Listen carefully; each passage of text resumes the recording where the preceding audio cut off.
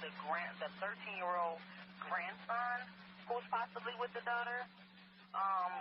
Step out with this. 2412.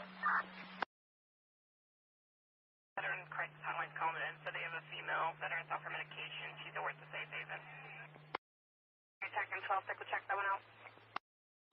6 Rumble, 2 point start, take a shot.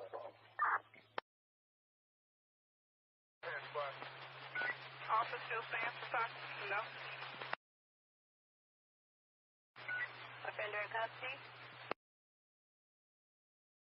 Temporary with thanks. Anyone else close, might just see result, let me know.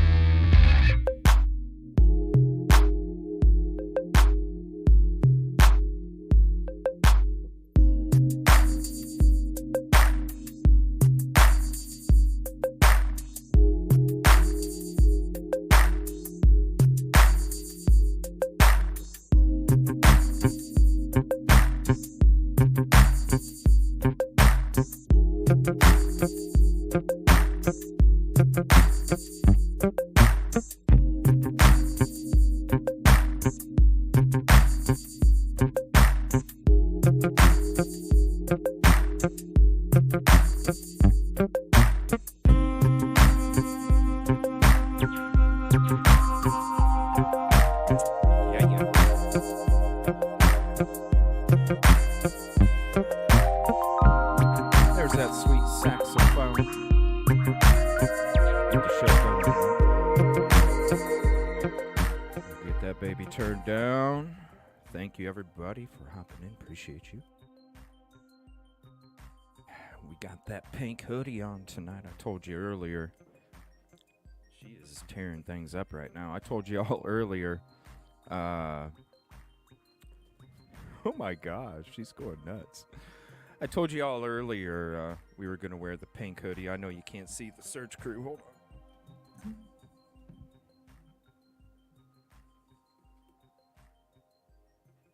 There you go. Sorry, it's kind of low. But we got that search crew. Wearing the pink search crew hoodie today. Why not? Shout out to the trolls. Come here, baby. Come say hi. Come here. Come here. Come here. Come say hi. Come here. Come here. Come say hi. Come say hi to everybody. Yeah. You just woke up, huh? You want to play. You want to play. Go play, baby. All right. I told Jennifer we'd have her say hi. Hopefully she doesn't unplug my stuff because she's going nuts today.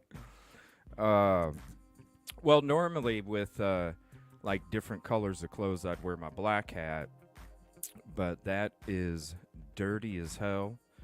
There's, yeah, it's got so much junk and stuff from the trees in the bushes and all that stuff. So we're just going with the red one tonight. Thank you all if you guys hung out earlier. I know Michael did. Thank you very much, Ticket One. If you guys hung out earlier when we did the premieres for the searches, that was day 2, search 1 and 2. We're going to be premiering day 1 tomorrow. I was having an issue with the edit upload. I don't know, something's wrong with it. Works, the file works, but for some reason it's not transitioning or something. So we're going to be doing that tomorrow. I should be able to get it fixed tonight after the show. I wasn't able to get it fixed before, so I'm going to have to do it after. Thank you for the ticket numbers. What's up, Katrina, Fly Girl? Jennifer, number 7. Pam, number 9. Danny, oh, she's going nuts. You are full of energy right now. Danny D, number 10, thank you. Has anyone checked the MKL airport? Airport? She is going nuts. Now she's climbing all over my guitar case. It's like a jungle gym in here. She's just running all over the place, jumping, bouncing. We taught her how to climb up some stairs a few days ago. She's a little nervous, but we did it. Now she goes up and down like a champ. Running all over the place. Mythical, number 12, thank you. All over the place. Oh, remember when we first rescued her, you know, and she was this little teeny skinny thing, and she couldn't even open her eyes, and she had a respiratory infection, all sorts of stuff. And the doctor said, dang, she's about a day or two from being gone. We saved her at the right time. Got her belly nice and big, and then she's just been growing like crazy. Come here, baby. Come here. Come here. Let's see how big you are compared to last time. Come here. Come here. Let's see. Let's have you go up on my arm here. Let's see.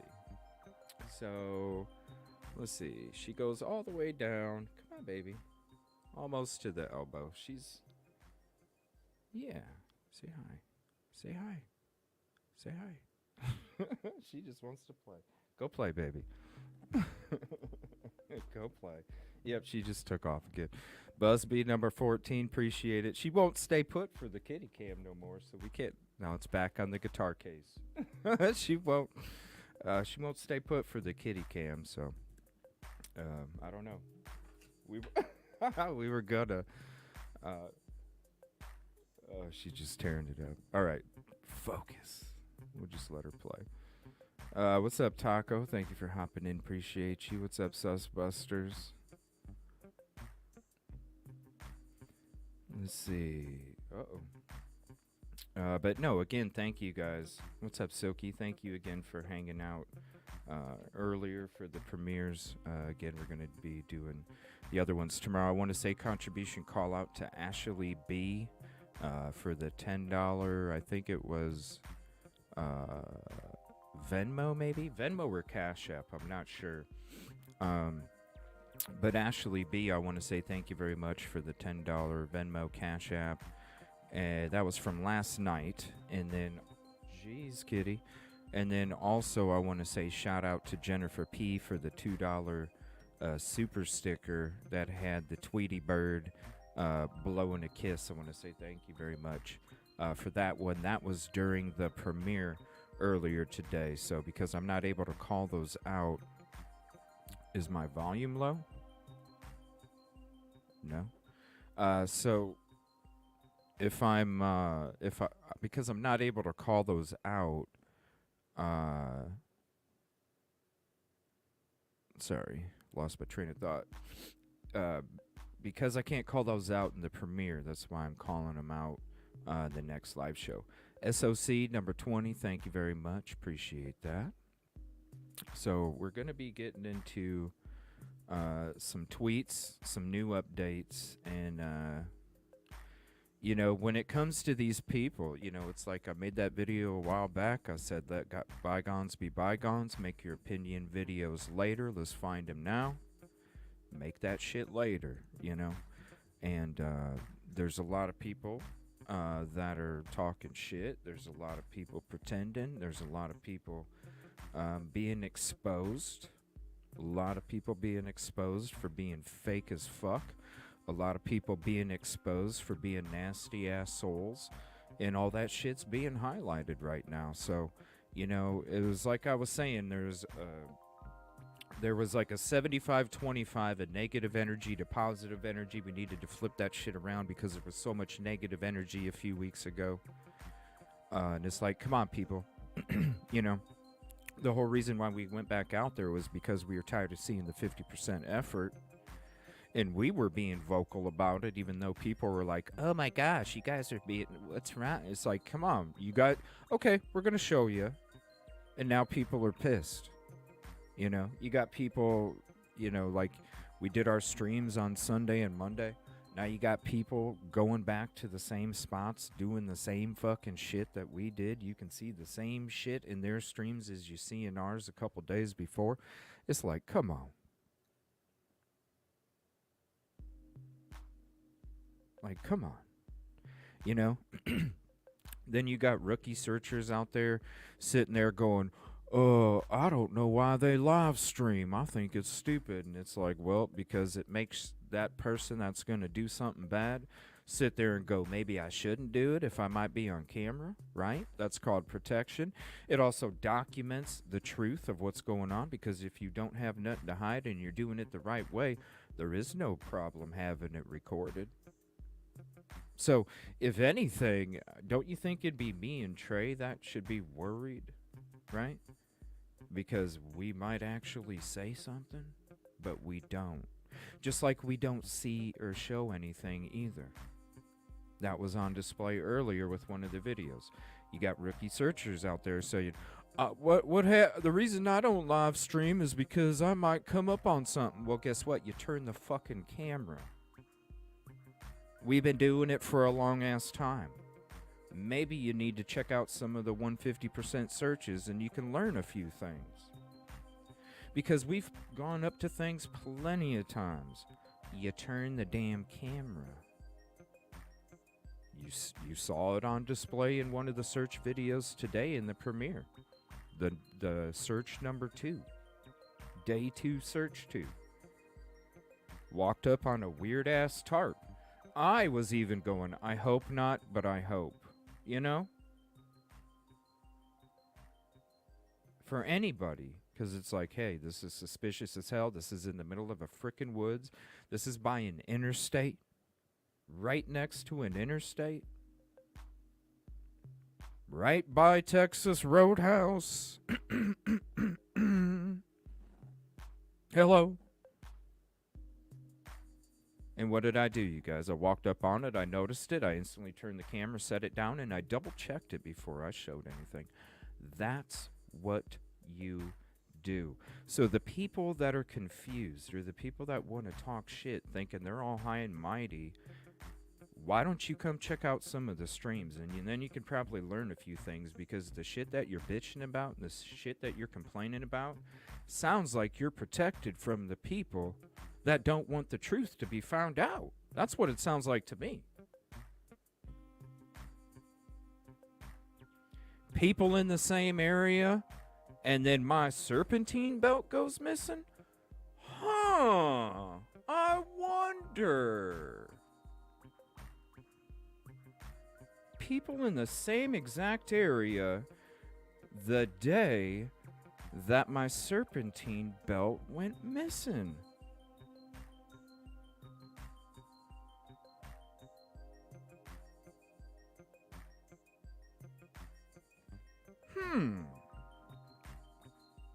Interesting. Now, I'm not saying, but at the same time, when you see a duck, you call it a duck. Just makes sense, don't it? Certain individuals out of town, certain individuals connected to the individuals, talking shit about our efforts. That's kind of weird. Same place, same time? Interesting. Very interesting. 34, thank you very much. Keep hope always. April 31, thank you very much for that as well. It's just, it's kind of interesting, isn't it, people? Same place, same time, creeping. And then that guy at the top of the hill, I think he was a lookout.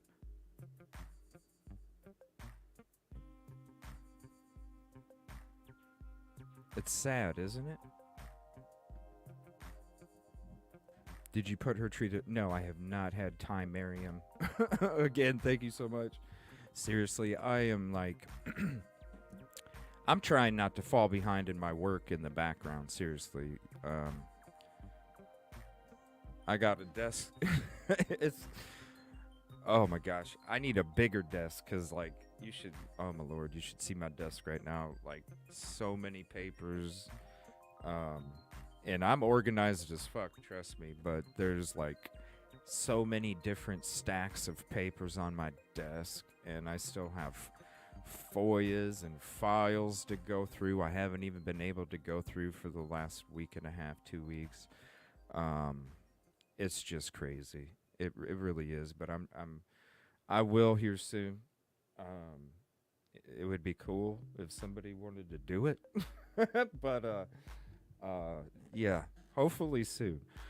Contribution call out. Allison, good to see you again. Appreciate you very much. Member for 6 months, and you got that 6+ next to your name. You got the new emojis and the new badges. Each badge highlights the month, because I figure y'all deserve to represent how many months in a row y'all been a member. I see some 12+. You got some new. You got some new in there. Some 2+. We got 6+ right here. Thank you so much. Thank you very much, Mary Jory. We'll have it's just kind of interesting, you know what I mean? And then people are showing videos where they search the same areas and stuff too, and it's like, oh, okay. I'm gonna show you guys the maps of the day 1 and day 2 searches. Okay, I'm gonna show you guys those, so you guys really do have an idea of where we searched what. I broke it down in different chunks. And then I'll show you guys what we did first and second and third and fourth. So then when you go back to look at the footage that we're premiering, you'll be able to look at the map and go, oh, okay. And you'll be able to kind of follow along based off of how we're walking. We covered a lot of area. And that's the difference. We don't just drive or walk by. We actually get in there and go deep.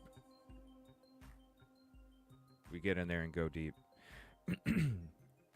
Oh yeah, trust me. After that serpentine belt bullshit, I went ahead and took some of my gear that I already had, and because as soon as it happened, I had an idea already. All right, this is where I'm gonna put it. This is how I'm gonna do it. Go ahead, motherfucker. Go ahead.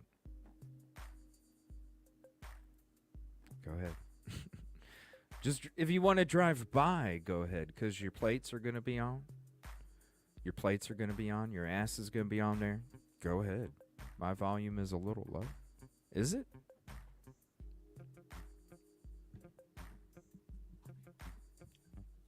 Hello? It looks like it's okay. What's up, Kathy D?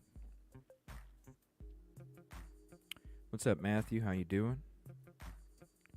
Appreciate you. Thank you all for hopping in here. All right. First, I'm going to show you those. Well, no. First, we need to screen share this. So that way we can have that highlighted before we even get into anything. It was you? Okay.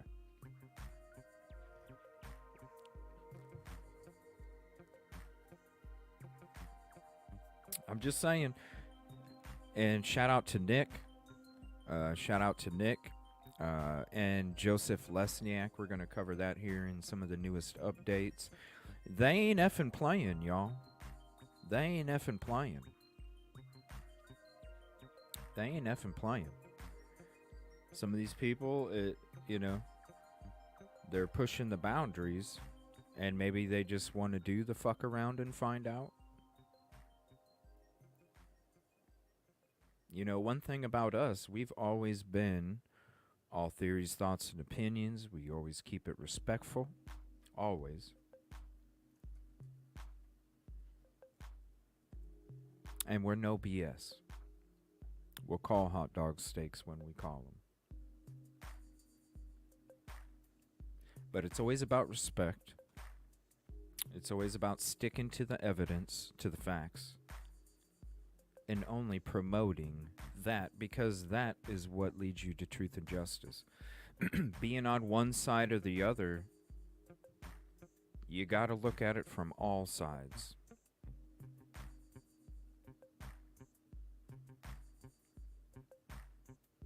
Now you're seeing a lot of these people that wanted to kiss some ass.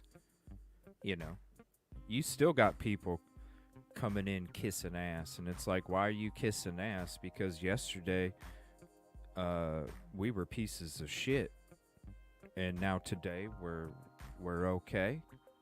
But the day before we were a piece of shit, we were cool. So, you know, it's like, what is it? Flip flop? Is that what it is? Flip flop? Wherever the promotion is, wherever the promotion lies, it doesn't matter. It doesn't matter what's in the soul. You're just going at, like I said yesterday, going after their own personal gain.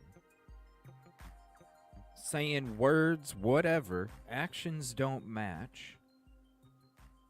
And then they're trying to pull the wool over your eyes and make you think that they give a fuck. When if they really gave a fuck, who would talk shit about our efforts? Who would talk shit about our live streams? Who would talk shit about what we know we have to do when we're doing what we're doing? Because we're not rookies. The rookies are the ones that are going, but I don't do this because of this. Well, it's because you don't know what the fuck you're doing. That's what the problem is. You don't know what the fuck you're doing. So instead of bashing people, it should be a community thing. It should be a community thing. Did we ever bash these people? Have you ever heard one of us, any of the team, have you ever heard us bash any of these individuals that have continued to talk shit about me or our community or what we do or how we do it for the last 6 months, going on 7? We never talk shit about nobody. We just get to business and we do what we have to do, because right here, this is the goal, Sebastian. We don't sit back and do talk shows talking shit about people. We don't allow our chats to talk shit about other individuals, even if we don't agree with what they're about. We don't. We don't even allow it in this community because that's not about truth and justice. You can talk pop culture all day you want. But how dare you disrespect any of these victims, their families, and their communities having shows like motherfucking Sally Jesse Raphael with a victim's name involved with it. Because that's what you are, talk shows. You're Sally Jesse Raphael when all you're going to do is talk shit about a whole bunch of fucking people and get people all moody and shit. Thinking you're doing something for the community. You ain't doing shit. You know how easy it is to get behind a microphone and talk shit about people? It's easy. You don't have to do any work. You just sit back, watch a couple videos, or even have people send you some stuff, and then okay guys, we're gonna do some work. And you got your little list of shit to talk about. That ain't doing nothing for these cases. That's why Nick's calling your ass out. That's why Nick's sending you fucking papers. That's why Joseph Lesniak said, look people,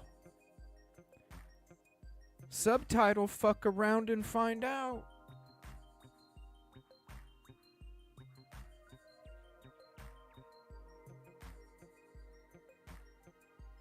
We never talk shit about nobody. Even though there's a lot, and you guys have seen it. I see you sending me messages apologizing for the stuff you're seeing that's being talked about me. Dropping it in live chat about the stuff you're seeing being talked about me. And these are from people that are even out there kind of searching. Kind of. I mean, when you compare it to our shit, I'm sorry you can't do it like we do. It's not our fault. Like Nate Dogg said, nobody does it better. And that's just a fact. I'm not being cocky. I'm being fucking real. Because that's what we strive for. Our team strives to be the fucking best that we can be with what we have to do it with.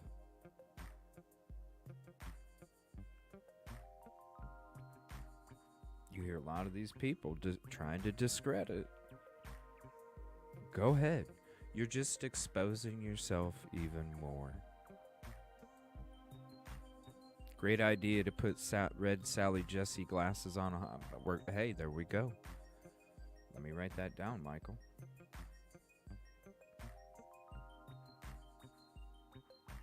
It's a good idea.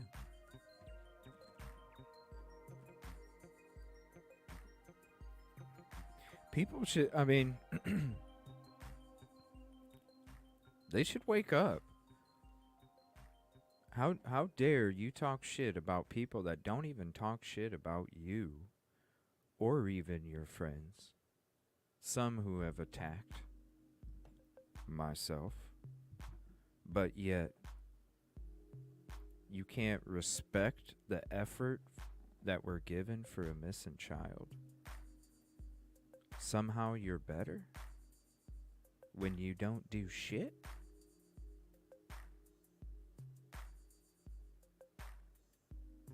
Make that make sense.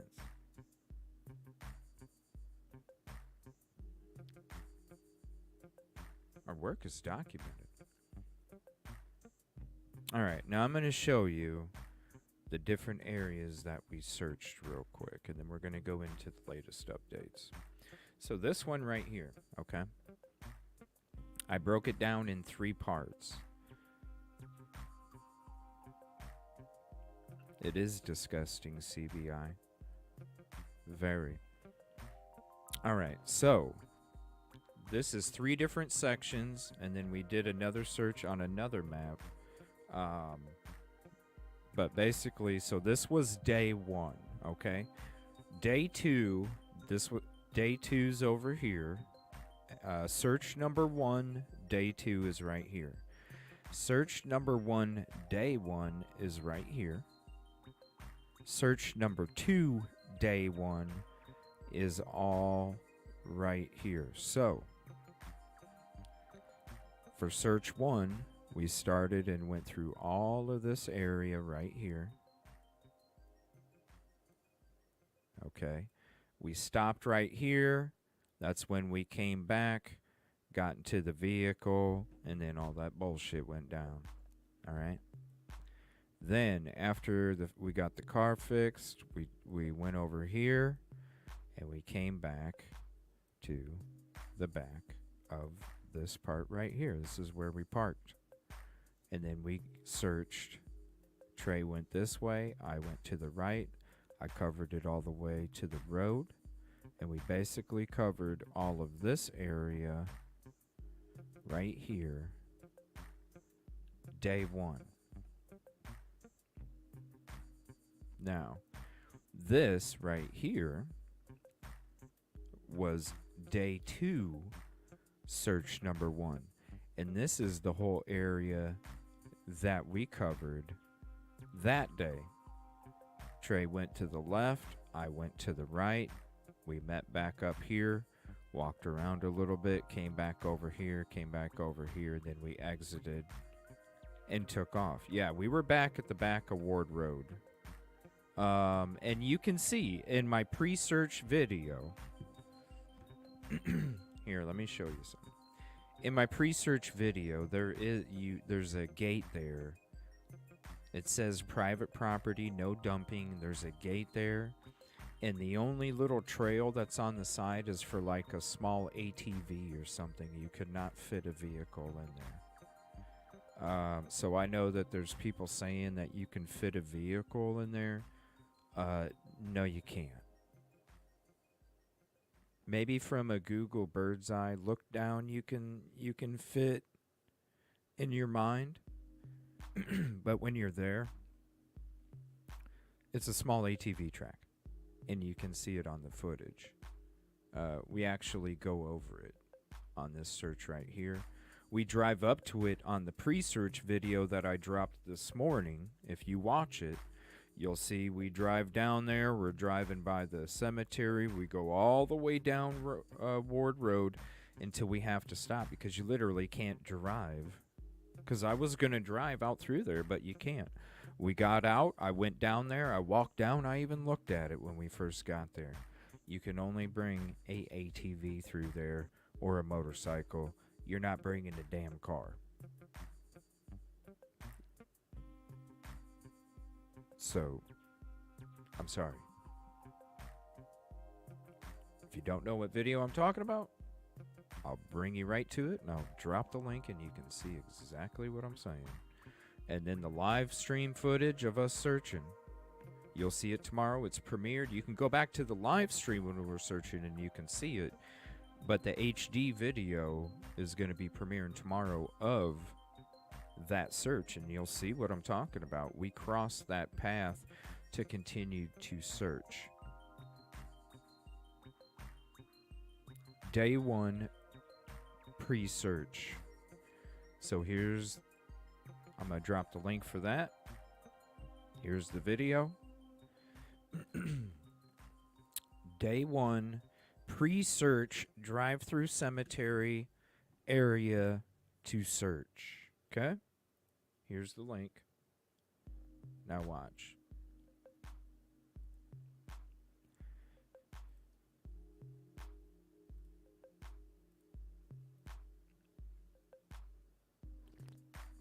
Now, there it is right there. Watch, I walk all the way back there. We pull up.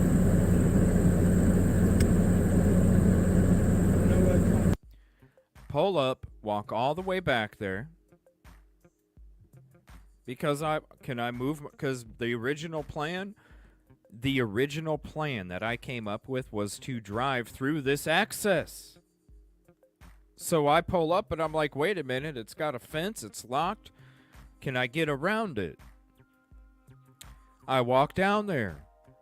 No, you can't. You can't drive a freaking vehicle through there. And it's not showing. Is it showing? Yes, it's showing. Sorry, I thought it was still showing the map. Look. Then when we're doing our streams, we walk over that and go over, and you can see in our live stream either that we did live Sunday, when we did it live on Sunday, or you can watch the premiere tomorrow of the HD version. Yes, it's locked. It's locked.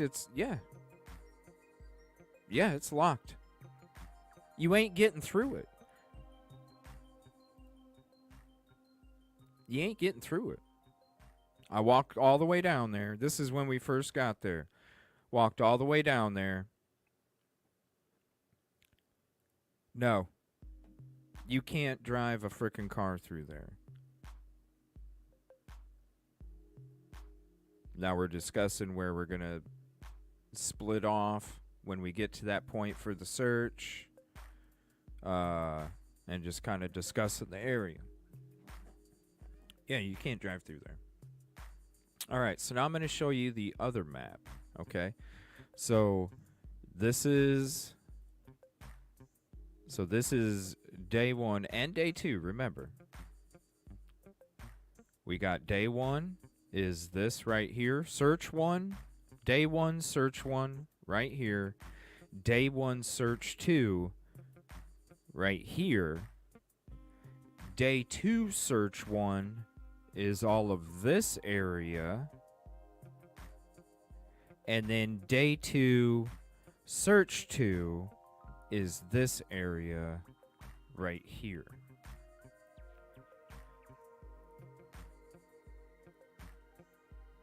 This whole area right here. So, and you'll see, this is where this right here, okay?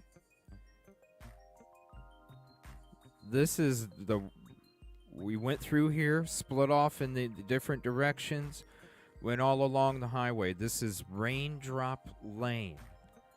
We were doing this that's the one I said we were doing as a favor to clear out.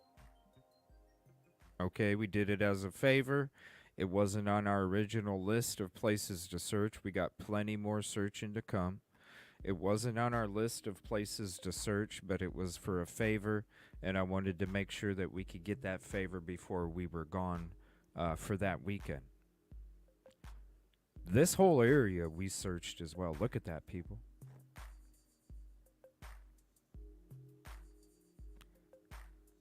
Texas Roadhouse, excuse me. Texas Roadhouse is right over here. Where was Sebastian last seen on camera? Texas Roadhouse, right here. So this is one of the areas that we wanted to check out. When you saw the video, you can see the video, and we played it, and we're like, oh my gosh, that's sewage. It was right in here. When you get right past the road, you'll see it on the footage. We're walking down the road, crossed into the grass, and all of a sudden, oh man, that's sewage. Right there is where we're at. So you know when you're looking at this footage, okay? So if you're going to look at the footage or haven't looked at it, definitely timestamp this for yourself so you can go through and you can see, okay, these are the areas that they covered. Search 1, search 2, day 1, day 2. That way it gives you a visual where we're at. Because I know there's a lot of people in the comments that are like, can you check this and check this? And it's like, well, we either check that in March, April, or May, or we just actually checked that a couple days ago, because there's a lot of people out there right now that are basically copying the searches that we just did. And because nobody watches us, they watch them, so they think that they're the ones that just came across the area and they're really, you know what I mean? They're really doing some work, when it's like, no, we already did these live Saturday and Sunday. Cement pie on a tree, remember? Yeah, this is where cement pie on a tree was. And you'll know what I mean if you watch that live stream when we were searching.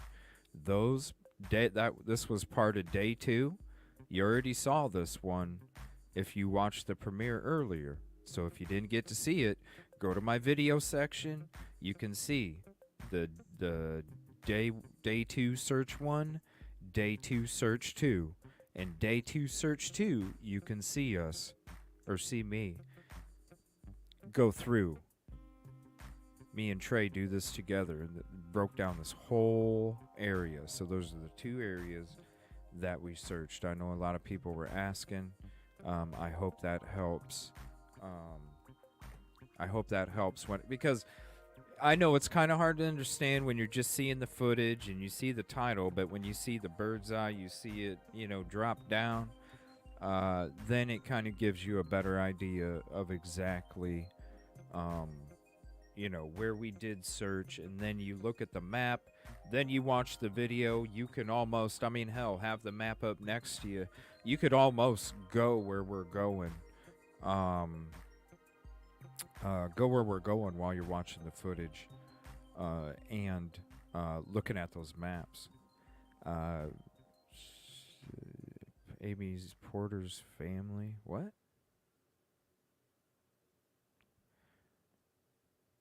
Who's Amy Porter? Amy Porter was the missing woman who was just found passed about an hour from me. Its sad boyfriend is person of interest.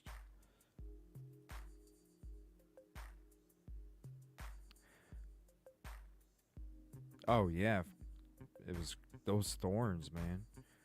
The family, they searched, they were open to anyone.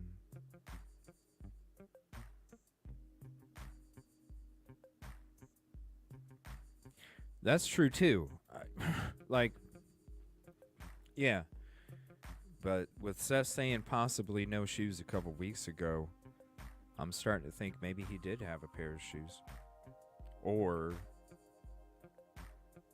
they were on him, whatever happened. Oh, that's crazy. Well, they found her, though? Hold on. Okay, they just found her. Okay. All right, we're going to get to some of these tweets real quick. Give me 1 second. There's some crazy shit. And it's like the lawyer's saying, F around and find out. You know what I mean? If you're always about peace, positivity, progress, being respectful, you shouldn't have to worry about anything. Why is this not working? There it is. Okay. Is there a three-way? Is there a way to search the? Unfortunately, I don't think so, Allison. So, in our searches, April 6th and April 7th, we kind of went over it last night. When we were out there, I noticed that most of the drain covers were missing. They didn't even have them on there. Hell, most of them you could just move out of the way. But the crazy thing to me was, man, I could see any child from that neighborhood literally falling in there if they're walking through there in the dark. You know, how many kids cut through yards to save time when they're walking home? You know, if a kid's running away and he's running to those woods, you can see the terrain from the footage on the 6th and the 7th just weeks after he went missing. And you can see the terrain. April 6th and April 7th is when all those drains, the canine walked by every drain, did not detect anything. But it doesn't mean that I still didn't think that something could, you know, like, to me it just makes sense, right? Like, if a kid's running away, you know, if a kid's running away and he's trying to run, who said maybe there was the scent that went to the pond, Maybe there was the scent, and then, he starts running. He's going through the neighborhood, he's starting here and he's running through, he's running up the backyards, not getting caught on surveillance. And then he kind of goes in this direction, somehow doesn't get seen, and this right here is all dirt. This is an old photo. So right here is all dirt when he went missing. And all of these holes going along the roads, 75% of them did not have a cover on those drainage pipes. And when we're out there walking around that day, and I'm looking around and I'm going, I could literally see a kid, if he really did run away and run to this area, when you see the elevation of the footage and it's pitch black at, in the middle of the morning, you ain't going to be able to see that stuff. So if you're running or even walking, it changes. There's piles of dirt everywhere and holes, and you know what I mean? That's when I'm there and I'm like, holy shit, I could see him falling in one of these damn holes. And then you think about it. What if he fell in a hole right here where my arrow's at? And he's screaming for somebody to help. Now, you see how far those are down. There's cement. There's mud. If you're falling down, you might break a foot because all that bam, and then you slip because of the mud, crack, bam, boom. You know what I mean? And what if you were laying down there crying for help and nobody could frickin' hear you because the closest houses were over here? But you're over here in a hole crying out for help. And so this is where my mind was at. Well, you know what? Okay, because I always put myself in every situation, whether it's the person that's committing the crime or the person that had the crime committed to them, to try and really understand the evidence. And so if I'm putting myself in a position where I'm Sebastian and I'm running away and I'm running in construction area and it's pitch black and I can't see and I fall down one of these holes, and when I fall down I'm not even prepared for it, so my body's not ready, and then I hit the cement at the bottom and there's mud and I slip and my foot doesn't catch and I hit my knee or my elbow or something like that. And then what do? Because if I'm screaming out for help and I'm looking up at that drain and I'm screaming out for help and nobody's hearing me, and then I'm looking around and I see these holes that are connected to what the hell I just fell down, and I go, you know what? I can't just sit down here and scream up there and hope somebody's going to hear me because nobody's heard me yet. I need to go crawl through, because one of these holes and pipes is going to take me to where the exit is. And then unfortunately, maybe something took place. That mud inside there is so thick, you can see it when we're walking on it. You could see it when Trey was going through the pond back in April. You could see how thick the mud was up until this weekend, when it damn near pulled my cowboy boot off, and I was only stepping in 2 inches of mud. It damn near pulled my cowboy boot off, and you know cowboy boots ain't easy to pull off. And now, when we went there this weekend and showed you the cleanup and the amount of mud that is in these pipes, and how that mud can literally, who says one of those pipes isn't clogged with mud already, and that water is just filling up and then going to the other side? Who says one of these holes isn't clogged up already? And when you're thinking about that mud can literally trap air bubbles even. That's how much suction power that mud has. I don't think there's a way to search the drainage pipes anymore, unfortunately, Allison. I don't think there's a way. Because, to be honest with you, if there was a way to search the drainage pipes, you're talking about having to redo all of the work that was already done already, and I don't see a company doing that. I just don't. Allison, they are so clogged with mud. Let me pull up just hold on. Let me pull this up real quick just so I can give you a good idea of how much mud is in there, okay?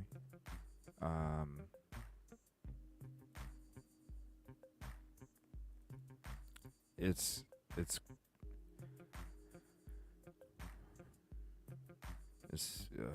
not good.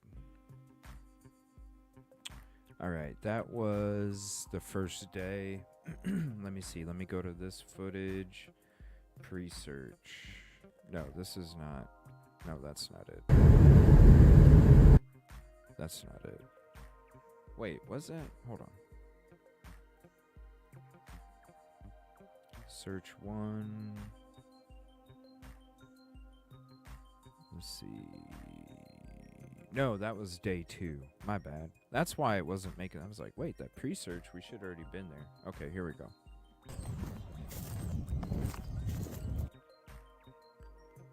All right.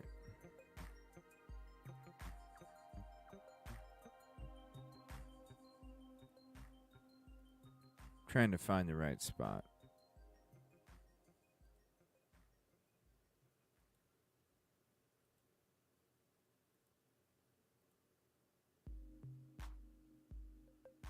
Moist still. Let's see. I gotta get to the top. All right, hold on. Here we go. It'll be up here in a minute. Little water coming out of there. All right, I want you guys.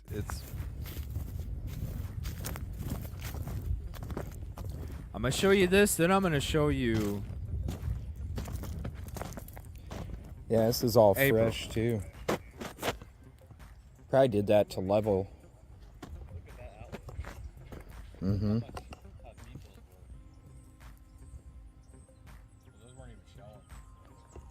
They weren't. I don't even remember those.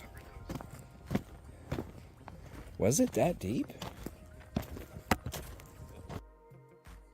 All right, I want you to see something. Okay. You see the mud on the right side? This was cleaned out, just a few feet of it.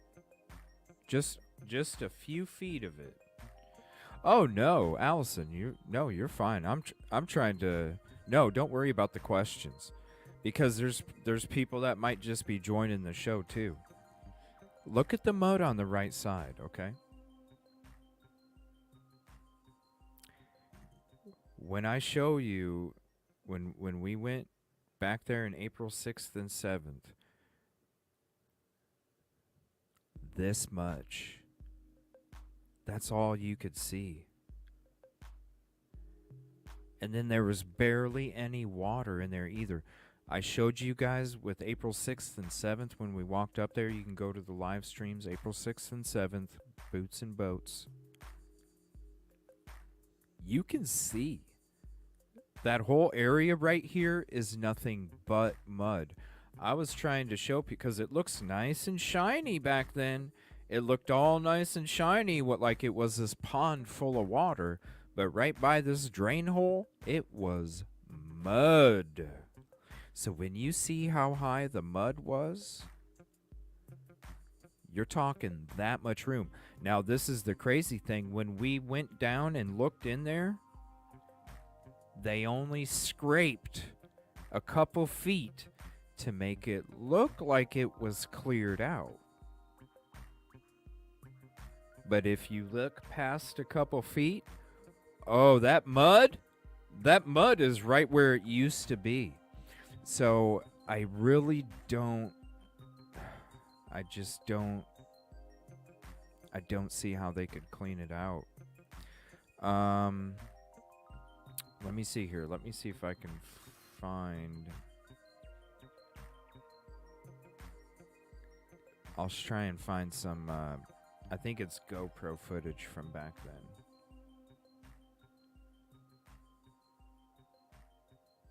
I'll let those thumbnails load up for a second.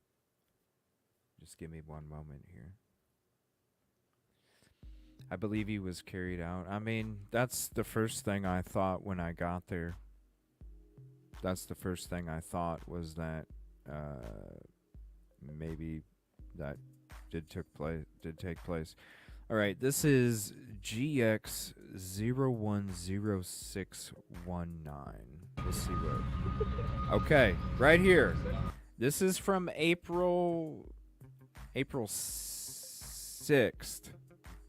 You see the mud? That's mud, you guys. Here, let me blow this up some more.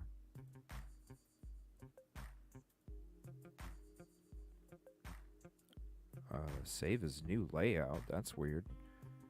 Oh, whoa, whoa, whoa. Okay, there we go. Look, that's straight mud, people.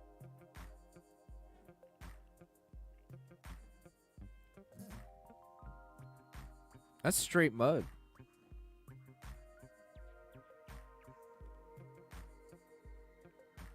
So when you're looking at this, this is why I take my footage. We document time. We bring you back to those days. So I'm not bullshitting when I'm telling you the mud, the mud is up there. They just cleaned out a couple feet back. So from appearance, it looks like, oh, that looks great, you guys. And like I said a couple nights ago, that neighborhood's going to have a huge insurance claim coming soon for flooding in the basement. That's straight mud. That's why I've always been concerned about these drains when I first went through the construction area and I saw all the covers that were missing off of these holes.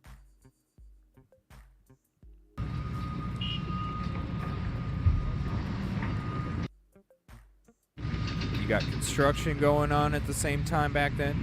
This is from April 6th, April 7th. Now this is a K9 sweeping the area. The K9 did go back through all those drains, but honestly, I would love to be, I don't know. These drains have always bothered me. And then when you see this, you guys, when you see this and you know, and you're like, oh my gosh, there's no way that they're going to be searched now. There's no way. I was going to walk through that shit.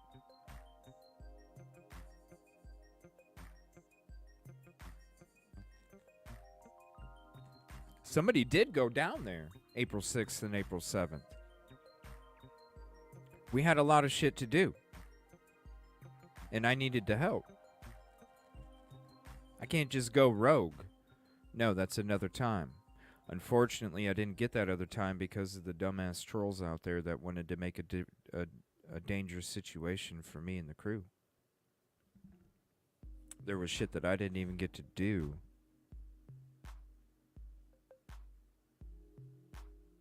And then you got people spreading shit like we're trespassers and shit too.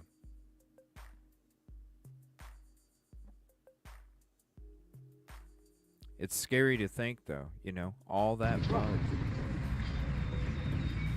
All that mud. No joke. All right, let's see here. We're going to get into the Coff and Daffer episode. I don't know. You just, when you're out there the first time, like I said, let me see. I might even have some footage of walking around there. GoPro. Let me look.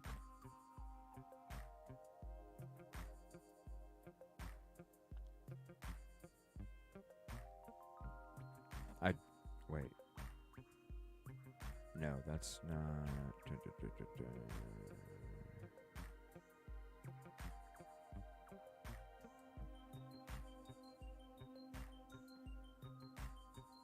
I'll have to go through it. The thumbnails aren't popping up. There's Memphis. That's when we searched in Memphis. That was in the very beginning, too. I think that was like the first couple weeks we went there. Then we went down to Memphis and searched all of that area. Yeah, that's Memphis. Let me see, because we went to Memphis before we met Busby and them. Okay, so I don't... It's probably in another folder somewhere. Yeah, I don't see it. Alright. But there's a difference.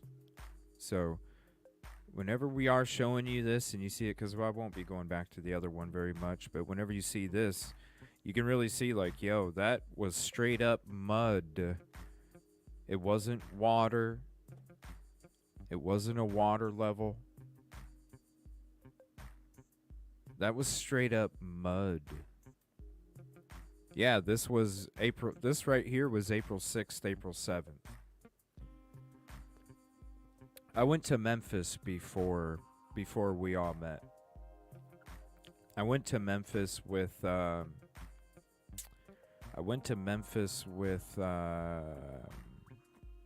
Najee, Silky, and Christina.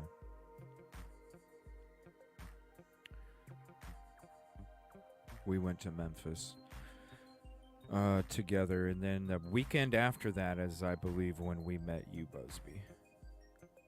You and Trey and all them. Yeah, straight up mud. All right, here's some of the interesting things that have been coming out. Let me double check for some more updates too, because honestly, we might have some.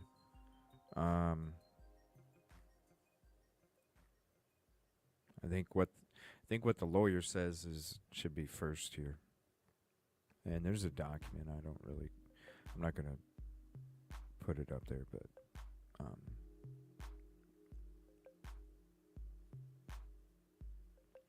other people. Let me see here. So, I do want to share this again too, real quick. The green wave. I thought this was a great picture. Is it gonna do it? All right, there we go.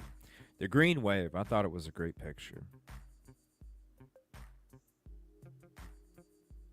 I don't even think he was either, CBI.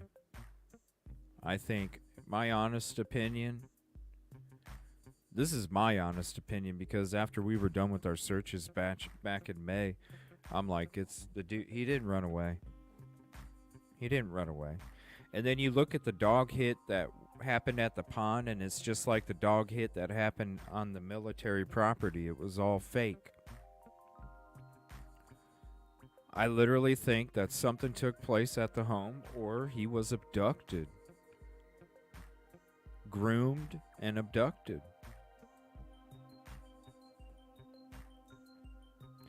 You got Blue's Clues. Shout out Blue's Clues. It was one of my favorite shows. I didn't mind the kiddos watching. Didn't mind it at all. I loved Blue's Clues. I didn't mind sitting there watching Blue's Clues. I didn't want to watch Barney. Oh my gosh, that drove me nuts. I had to do, oh my Lord, Barney. Couldn't handle it. But Blue's Clues, definitely enjoyed Blue's Clues. It was one of the coolest kid shows that you could sit down and watch as a parent. That's just me. Shout out Blue. Appreciate you. You got a tweet from yesterday. Does Clue Who have an X account? Why is she still carrying on? with a sideshow. Use your platform, which you boast about being the go-to for Sebastian Rogers. Hold on, let me change this real quick because I'm like in the way. Let me put me down here. I know Blue's Clues is awesome. Use your platform, which you boast about being the go-to for Sebastian Rogers, to find the dang teenager instead of continuing your bizarre panels and rehashing months-old sideshow drama. Find the teenager, stop bullying. You got another one. Jennifer Coffindaffer did a live today. Talked a little bit about Sebastian, but kind of talked about other cases too.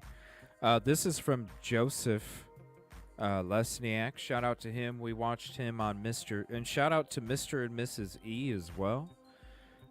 We watched that episode where they had Joseph Lesniak on the show, and we all came away very impressed with the achievements and the drive for justice, not only for his clients but for his communities. I think he's an awesome dude. Just want to say that there. He says, if the harassment directed at Seth Rogers, father of Sebastian Rogers, his spokesperson Tony Mathis, Dog the Bounty Hunter, Nick the Hat, and others involved in the search for Sebastian Rogers does not cease, the next action will be a further letter but the initiation of an injunction. Persistent harassment of these individuals could very well lead to criminal charges. Please proceed with caution in your streams and discussions. I'm going to repeat. If the harassment directed at Seth, Tony, Dog, Nick, and others involved in the search for Sebastian Rogers does not cease, the next action will not be a further letter, but the initiation of an injunction. Persistent harassment of these individuals could very well lead to criminal charges. Please proceed with caution in your streams and discussions and your shit talking. Shout out Joseph Lesniak. Every day, when will YouTube protect children like Sebastian Rogers? Can you imagine being missing and coming home to this? This has been going on every day for over 5 months from various creators. Oh, that's weird. That's one of them that has always attacked us for the last 5 or 6 months, isn't it?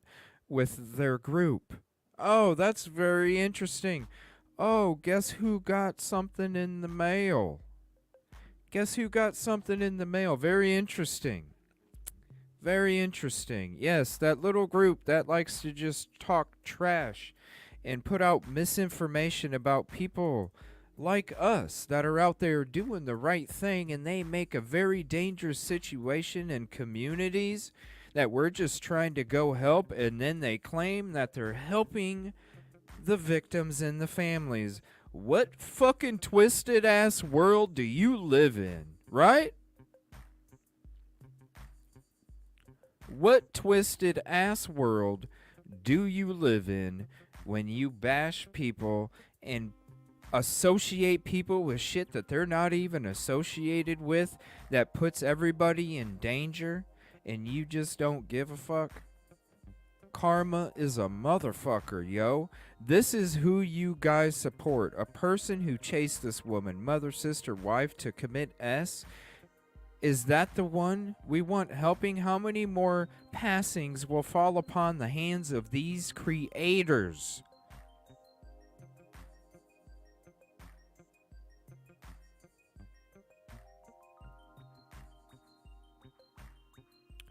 These are the YouTubers many worship. I'll leave this here, like father, like daughter. And here, you can have this link.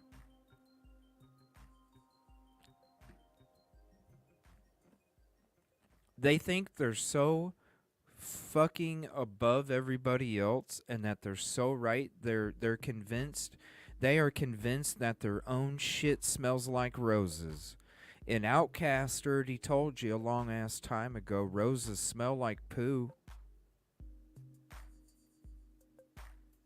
But you think it's a rose. No, everybody's smells the same. That's right, Caddy. People need to wake the fuck up. Go cover pop culture. You know what I'm saying? Go cover pop culture. Because listen, you got a knack for being moody. You got a knack for making shit up. And you got a knack. It's like you're a National Enquirer on YouTube. You got a knack for it. Let's be honest. They have a talent. They have a talent for being misinfo sheep. Go do pop culture. Do pop culture. People would love you over there. Over here, you really do hinder investigations. You really do hinder help for communities because you're too fucking stuck up on your high horse that y'all think that you're better than everybody else and you don't need community. When it takes community, it takes people giving more of themselves than what they expect in return in order to do this kind of stuff. And how you can claim to be about a victim, a family, or a community when you're just talking pop culture, go talk Britney Spears. They will love you over there. You're not helping any of these cases. We're not just talking Sebastian. We're talking any of these cases that you guys cover. And then the people that you attack on your shows because the only work that you're doing is watching other people's fucking shows and then bitching about them. What are you really doing? Pop culture. Pop culture. They're all vile as fuck, Heidi. Because you know what they did to me? You know what they did to me? You know why my team had to get pushed away? Do you know why I had to tell my team, hey guys, guess what? Because normally when we're out in these dangerous situations, what's up, KOE? Normally when we're out in these dangerous ass situations, already, and I can already tell my team I can protect you. Even though we're out in these situations, I know I can protect my team because I know that I got the swivel, I know I got the instincts, I know I got the drive, and I know I got the strength. So I know that I can protect my damn team in a dangerous situation. But when I have to reach out to my team and I have to say, look, guys, ladies, I can't guarantee your protection. We have to pause. We have to pause. I can't guarantee your protection. If you're out there with me and something happens to you when I'm going to tell you what the fuck just took place, what these people were promoting, what this group and these vile women were fucking saying about us, just wait, because you'll understand. I had to tell my team, I'm sorry, I can't guarantee your protection. And that's the first time I've ever in my life had to tell my team I could not guarantee their protection. First time ever. First time ever. You know what these vile people did? They said we promoted SAs. They said that we were aligned with SAs. We're looking for missing fucking child.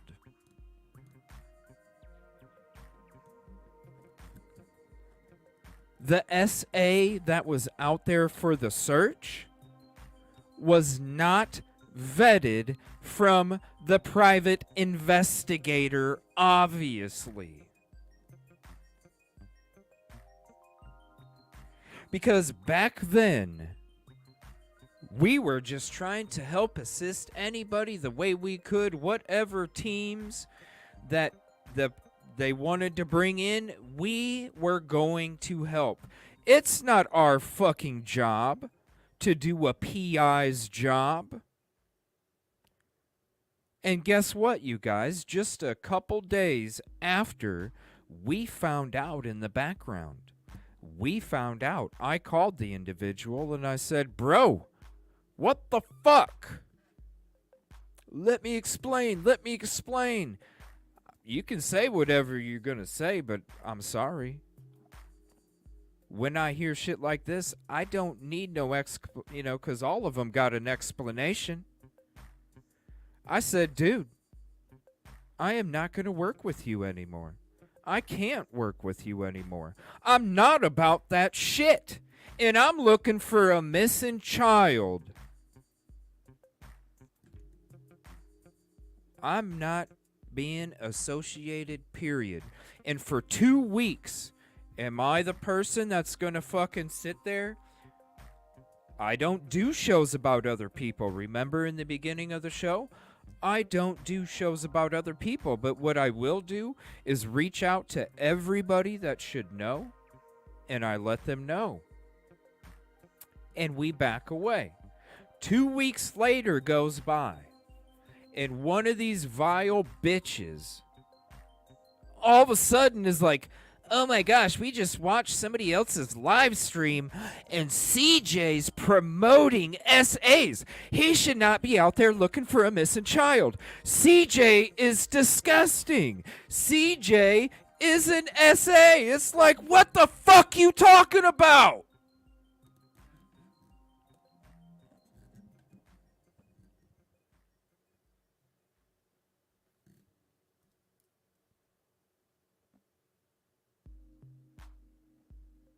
The fuck you talking about? And they did it night after night after night after night after night after night after night. You can go see the episodes. They didn't take them down. You can go see all the nasty shit that was said on me in all these fucking shows, and you can see all the nasty shit that was typed about me in their fucking live chats. So how am I supposed to protect my team when I can't? Hello, people. I'm out there searching for a missing child. Hello, people. I'm out there searching for a missing child that was SA'd. Hello, people. I'm out there searching for a missing child where if I saw somebody that was an SA on my fucking lawn, you know what I would do? Let's be real. If I saw some SA on my fucking lawn searching for a missing kid and I was like, that son of a bitch is a SA, you know what I would do? I'd be right out there on my fucking lawn with my motherfucking gun too. And I would say, bro, you need to get the fuck out of here. Because I'll be damned if you're going to do that to another fucking child. You better get the fuck out of here. So when I put myself in that situation and I tell my team, I'm sorry, team, I can't go up to somebody's house and say, can I please search your property for this missing child? Because I don't know if they watch these fucking vile-ass fucking bitches and what they were fucking saying. And then all of a sudden, click, click, boom, before I can even say, sir, can I explain the truth?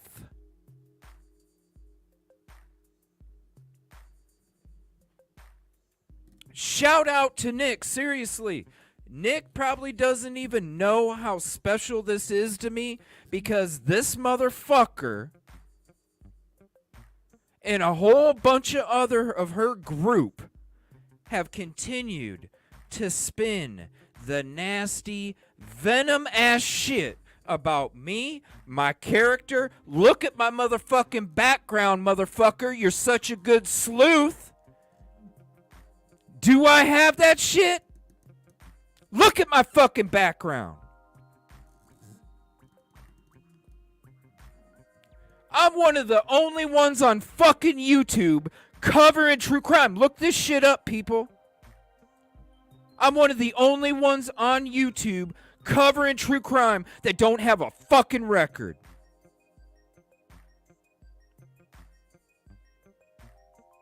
And you want to say this shit about CJ? Shout out, Nick. Shout out, Nick. Because I tell you what, that angel food cake, it took 5-6 months to make it.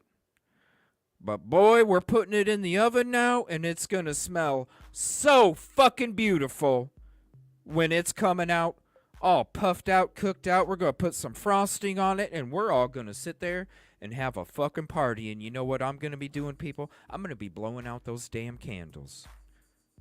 I'm going to be blowing out them damn candles. I don't do shows about other people. After all this nasty shit that has been said from her and her fucking crew,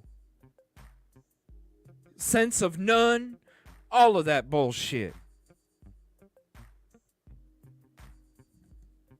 There's a way to be a human. There's a way not to be. Keep exposing yourself. Because this shit's getting exposed. And all I'm doing is out there trying to help. They tried to take my channel out. They almost succeeded, y'all. The angels in the background, they know. The kind of negative energy and hate and spew that came in the direction because of hot dog fucking steaks. If it wasn't for my drive and it wasn't for my passion and it wasn't for my work ethic, I would have been gone from YouTube. But guess what? When you're dealing with a motherfucker where his own birth dad didn't want his ass and did shit to make sure that he didn't fucking get born, and I came through anyway, motherfucker, guess what? Don't fuck with my drive. Because I had a motherfucker trying to kill me in my mom's stomach before I even came out. Don't fuck with my drive.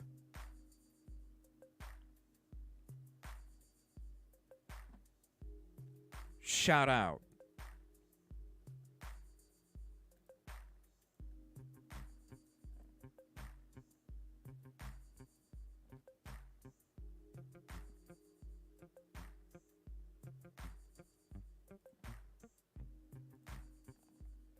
Right there, Nick the Hat. Let's zoom in. Let's zoom in.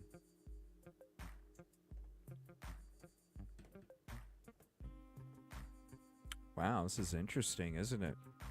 Like I said, these are the people talking shit about me, and I'm one of the only few YouTubers that don't have a fucking record talking true crime.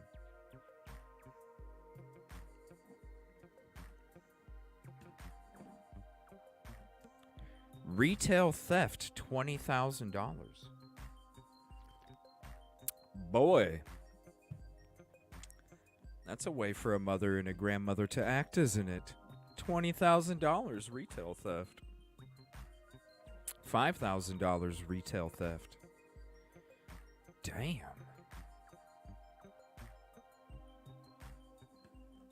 I guess what are you spending that YouTube money on then, lady? What are you spending that YouTube money on? Because if you have to steal $20,000 and $5,000 of retail, what the hell are you spending that YouTube money on?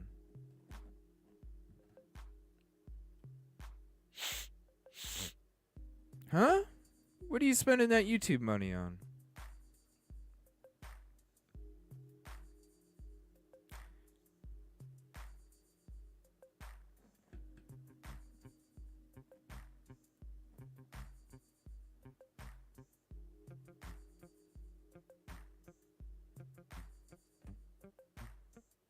I want to say thank you to because talking about this stuff brought me back to that time period.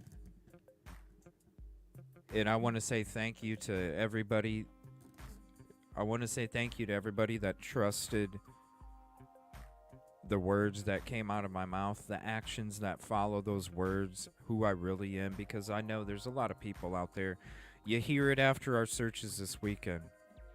The negative talk about me, the team, my character, what I'm about, experience, thought process, all these different things. Everybody trying to discredit you when all you're doing is trying to do the right thing the right way and do it really truly for the community. I'm not one of these people that are out here telling you stuff that's not true. I'm not one of these people out here that is telling you it's about community, but it's just about my own financial gain. It's not about that. I live a very simplistic life, and I have to, because I can't. How would I feel good buying some kind of item and then sitting there going, man, that could have been trips and this and that for the community? I can't do it. I haven't even bought a fucking bed in over a year now since the fire, because I just don't care to spend a few $100s on a damn bed when it's like, look, I'm here half the time anyway. Why do I need a fucking bed? I'll just sleep on the floor with a blanket. Because I want to make sure. These people, they're obviously using their money for something else. So are they really truly about the community?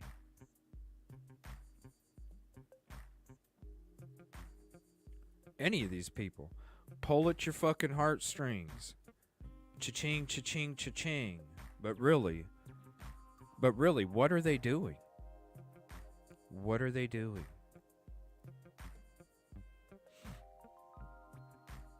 That's right, Busby. That's gas money. That's what it is. It's the gas money. We barely even use money for lodging. The two most expensive is maintenance and fuel. There's a lot of parts you got to fix when you're on the road all the time. Things break down. Not like they did a couple days ago. That was obviously a planned kind of thing. But things break down on the road. All the miles, the wear and tear, the fuel, the maintenance. Those are the biggest costs. Because we're going all over. I would love to be able to go to California, Yoli, and cover some of that. But, you know, honestly, I don't even know. I can't even get back to Myrtle Beach right now, you know. I'm just going to be focusing on Sebastian. We got a lot of stuff coming up to do, a lot of work to do, a lot more work to do than we had planned before. A lot of different kind of searches coming up for you. I'm excited to bring you along with. There's been other teams and stuff, and you know, there's going to be some banging ass searches, even more.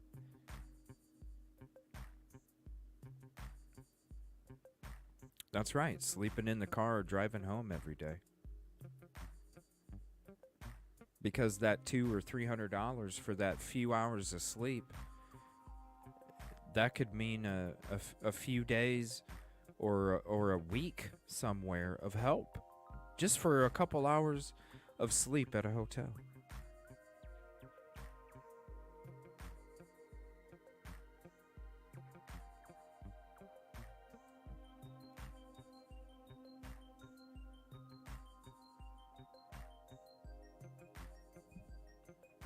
Yep. They have to work on YouTube. They have to talk shit about other people to get the clicks and the views and the cash apps and the Venmos and the super chats and the super stickers. Because the only other thing they can do is babysit for a friend, because they can't even babysit for a stranger, because the stranger's going to see the shit and be like, well, I don't know, I'm going to go with somebody else. They have to do the shit on YouTube. Shout out to Nick. Shout out to Joseph Lesniak.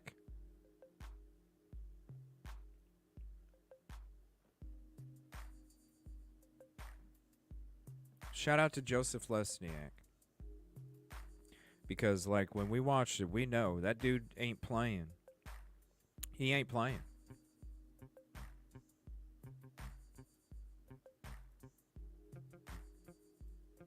And I'm gonna share that one more time. Then we're gonna get into that episode with Dog, and then we're gonna where'd it go? There it is.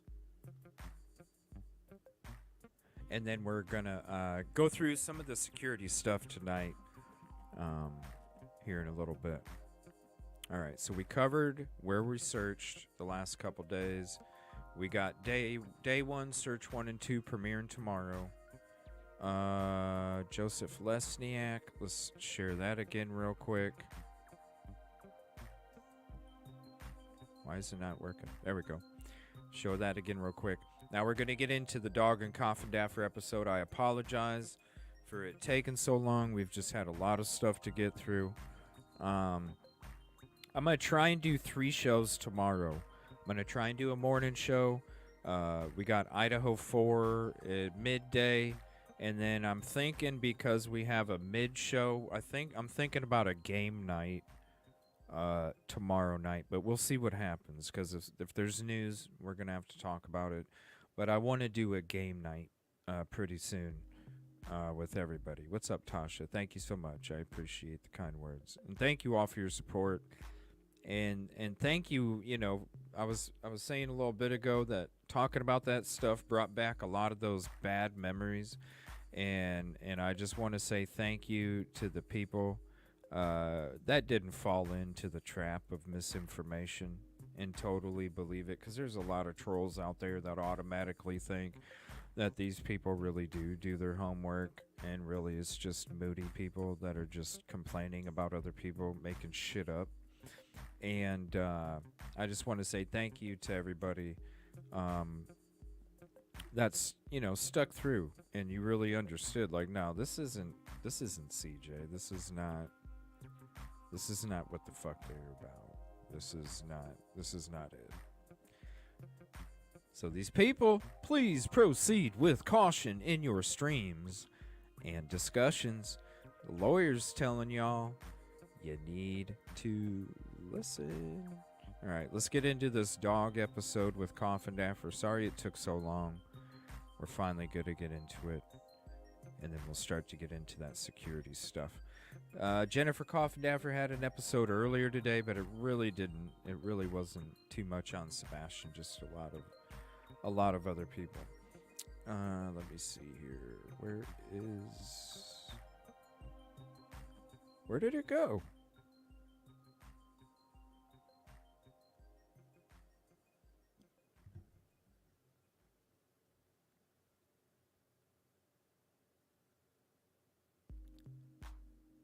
What the hell?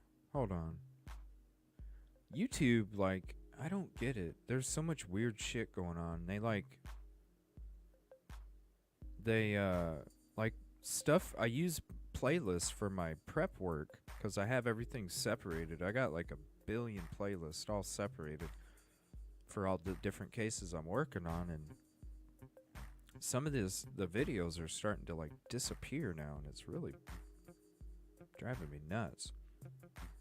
All right, here it is. Give me 1 second here. We'll get this displayed. Get that up there. All right. Oh, shit. Yeah, we only made it 5 minutes. We tried to do it a couple shows. We only made it 5 minutes each time. So this time we're making the whole thing. I'll get to your chat here in a second. Let me just get the channel link so I can drop it in chat for Jennifer Coff and Daffer. So we can get all prepared. Yes, we got the BK court hearing tomorrow. We'll be covering Idaho 4, and we'll be doing 2 shows, because after Idaho 4 tomorrow, it'll probably last a couple hours, not very long, and then after that we'll be hanging out some more. And I'm really feeling like a game night, so if there's nothing crazy, we're going to do a morning show. I'm going to be on in the morning with y'all early as hell. I'm going to be on early as hell, y'all. I'm telling you right now, I'm going to be on at like 9 o'clock in the morning. I ain't lying. So wake up. Get your coffee. Because I'm going to be on. I'm going to be on at like 9 in the morning. Then I'm going to be on at like... This is Central. Then I'm going to be on at like 3 Central. No, I'll probably be on about 2 Central. So we're having a morning show at 9 Central. Idaho 4 show at 2 Central. Then after Idaho, then if there's nothing that's breaking, I want to have a game night. So that is the plan. But if something, if we got to do, I hope you understand, we can get that game night in on another evening. And I would love to do like Family Feud tomorrow night. So Yoli, if you're available, if you'd like to hop up on Family Feud, Busby, shoot, I'd love to do Family Feud tomorrow night. Contribution, call out Lisa and Blue for the $10 super chat. You are doing an amazing job, Team Sebastian. Thank you so much for the kind words, and thank you so much for the support, because really that support right there is what allows me to be able to go out to these different places and do all this work that I'm doing. Not only protests, searches, investigations, everything together in that suitcase and book bag that I carry around.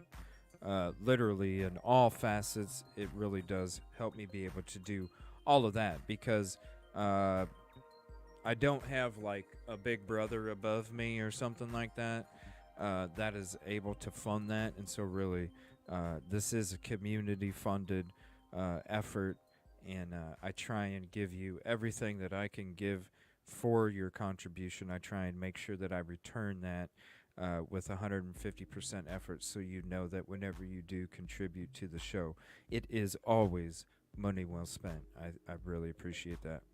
Let me see. I even if she's not, I was just gonna do it by myself. I'm not worried. No, I was talking about last night after the Idaho 4 court hearing. I would love to. What's Andrew been up to anyway? I want to hang out with Andrew again. I'll be waking up to the morning show. Oh yeah, I'll be on in the morning. I can do tomorrow evening. All right. Yeah, I want to try and do like Family Feud game night tomorrow night. I think it'd be cool. Get some of the OG panel up there and have some Family Feud. Survey says. All right. Let's check this out. Let me drop her link in chat. Now this is when Dog was on the show last Friday. It's Wednesday, right? It's Wednesday. Is it Wednesday? Yeah, it's Wednesday. Sorry, the days blend together all the time. This was almost a week ago, so I do apologize about it, but we're going to get into it. Yes, prayers for the hurricane. I think that's making landfall tomorrow, right? Prayers for the hurricane, all right? Some of it's already hit, maybe. So prayers. What's up, Moon? Thank you for hopping in. Appreciate you, Heidi. All right, this was Dog on Jennifer Coff and Daffer. We tried going through a couple times. We weren't able to make it. Tonight we're making it. This is especially for you, Katrina. True crimers, welcome to Break the Case. I'm your host. I'm Jen Coffindaffer. For those of you who have not joined us before, this is a true crime channel where we focus on facts, and I love takes. I'm going to have a take, and I welcome all takes. I read every comment that comes through on my channel. It's very important. I think you guys have some of the best insight. I truly believe this particular case is about Sebastian Rogers. For people who don't know about Sebastian Rogers, he was a young 15-year-old that went missing. He is autistic. It has been since February 26th/25th. 25th was the last proof of life that was caught independently on a video. So who we have today joining us is a very special guest. Dog the Bounty Hunter. I know most of you are familiar with him. He has been able to find so many individuals who have fled jurisdictions and been on the run.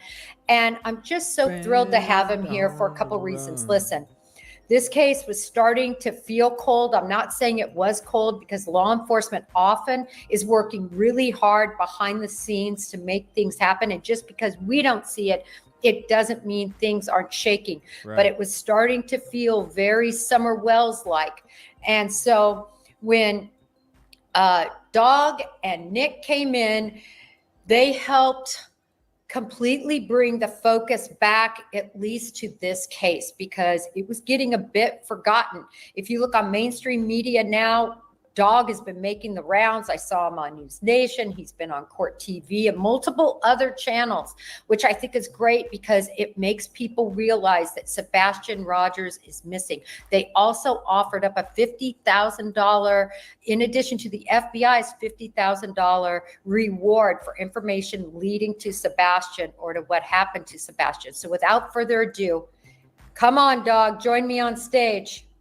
Aloha, how are you, ma'am? Yay, FBI.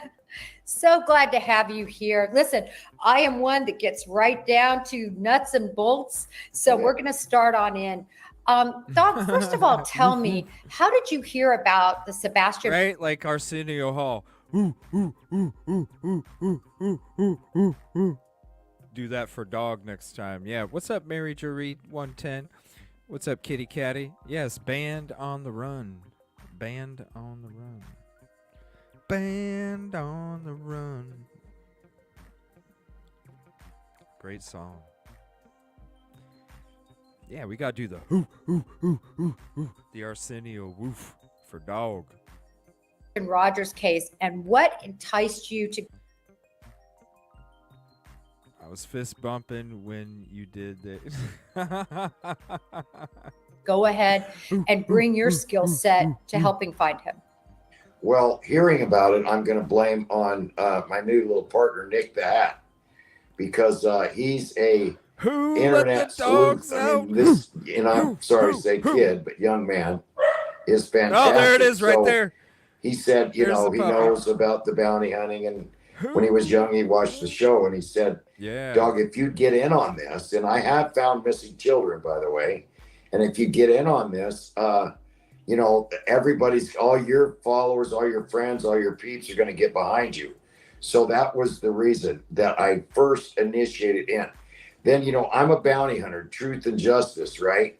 And now that I'm in the case, first of all, I thought, you know, someone, maybe his real father could have done something. And because that's what was the rumors on everywhere, right? Then after looking into where he was, what was going on with him, now getting to know him, it was not the real dad. So now it's a bounty hunt.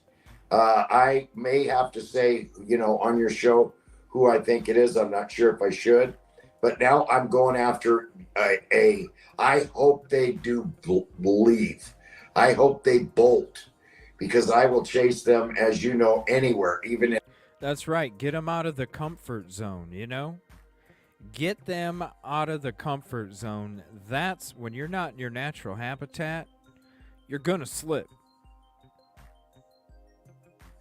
When you are not in your natural habitat, you are going to slip. It's just a matter of time.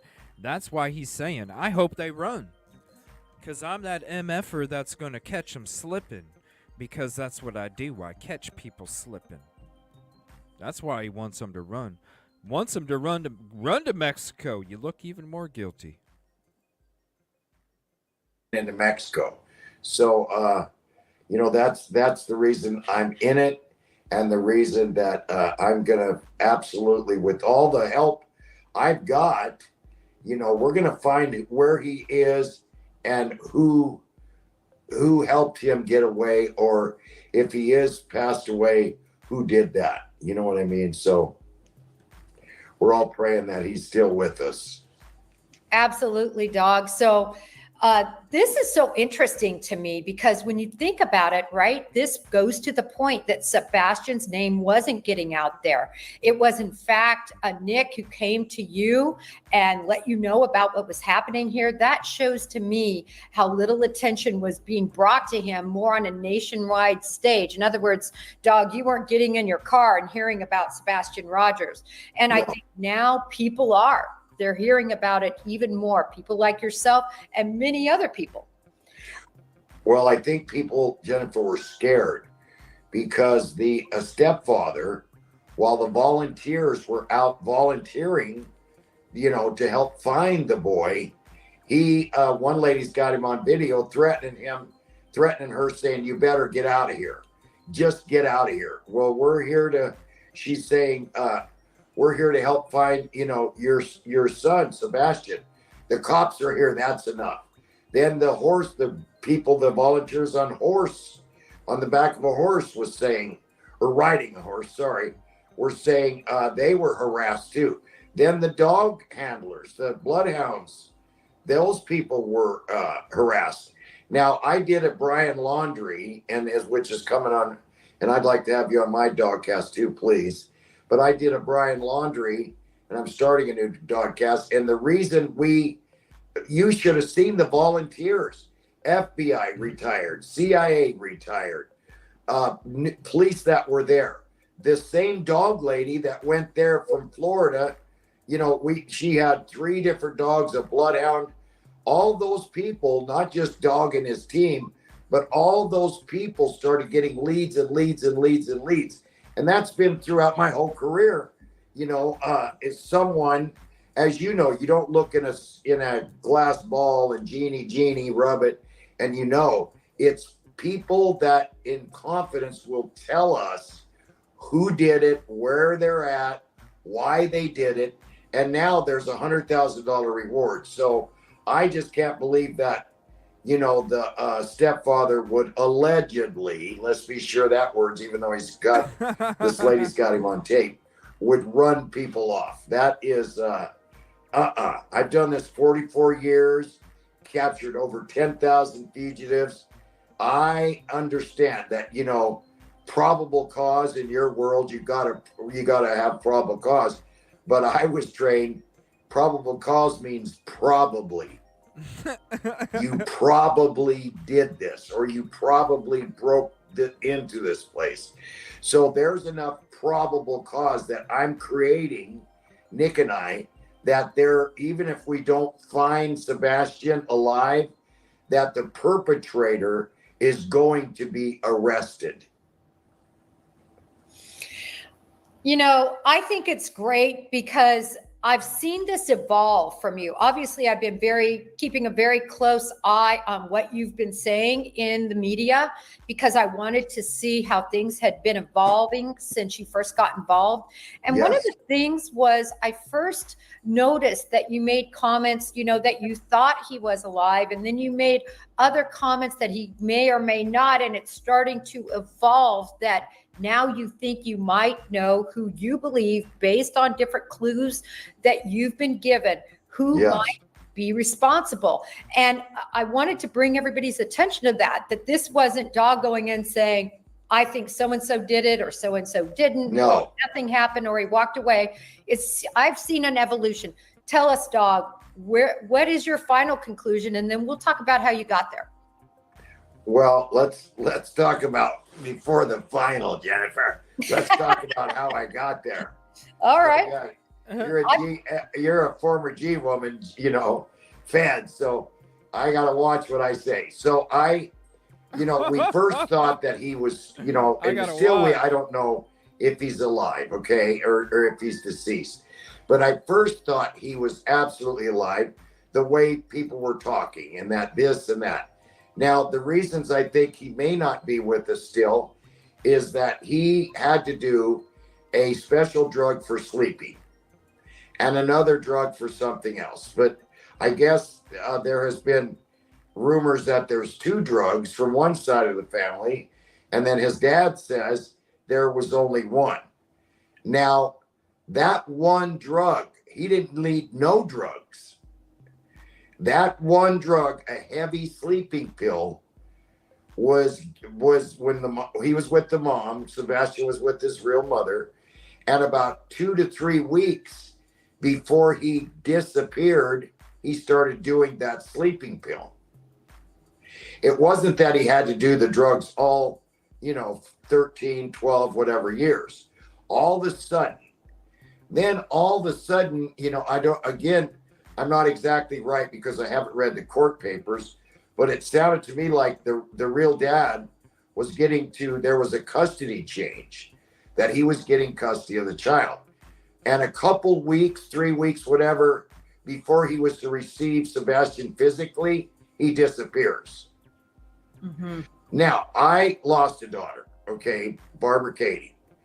I still to this day have her key ring. I would never throw things away that are Barbara Katie's. No and way. I have a lot No of kids, way. and a lot of them won't either. No way.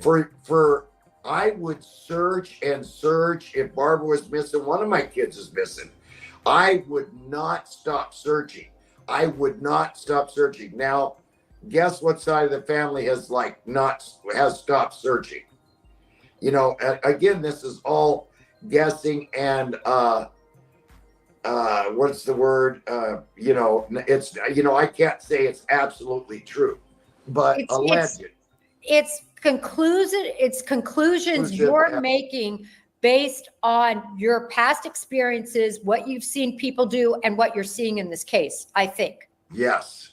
And then his favorite color is green. So he mentions, and we talked about this when it first came on because we were doing it on delay at first.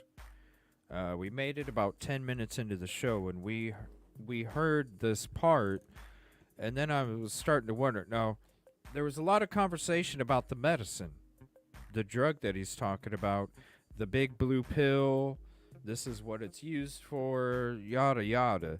Now, I haven't really, because I've been out there searching and gearing up and getting ready for it, I really didn't look into it too much, and so I'm curious if any of you all did, because I know we were kind of discussing it in the last Friday,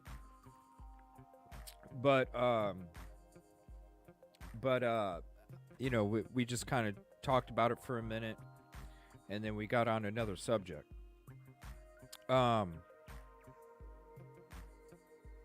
Does anybody know exactly what he's talking about? Because I know we were looking up different medications and none of them match a big blue pill. So let me know in chat if you know anything about that medication that he's talking about.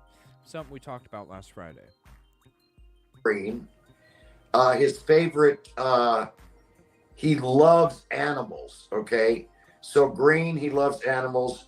And there's something else that I can't think of it right now, but there's another thing that he absolutely does. So those things were not put out there. The mom had custody, live with the mom. That's the way that you find these little guys or girls like that, is they're experts in some things.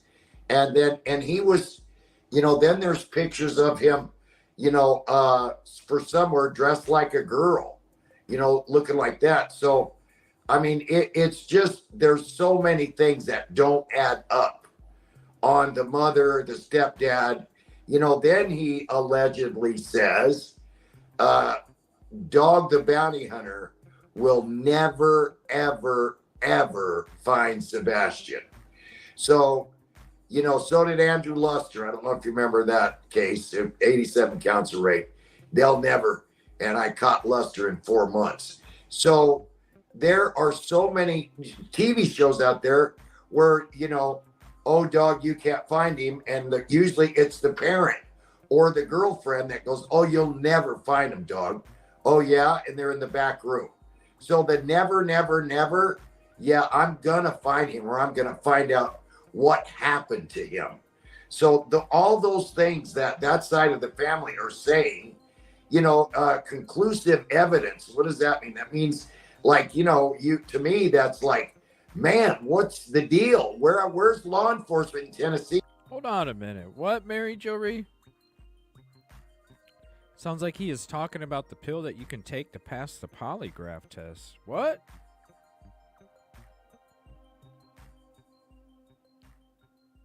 Hold on a minute.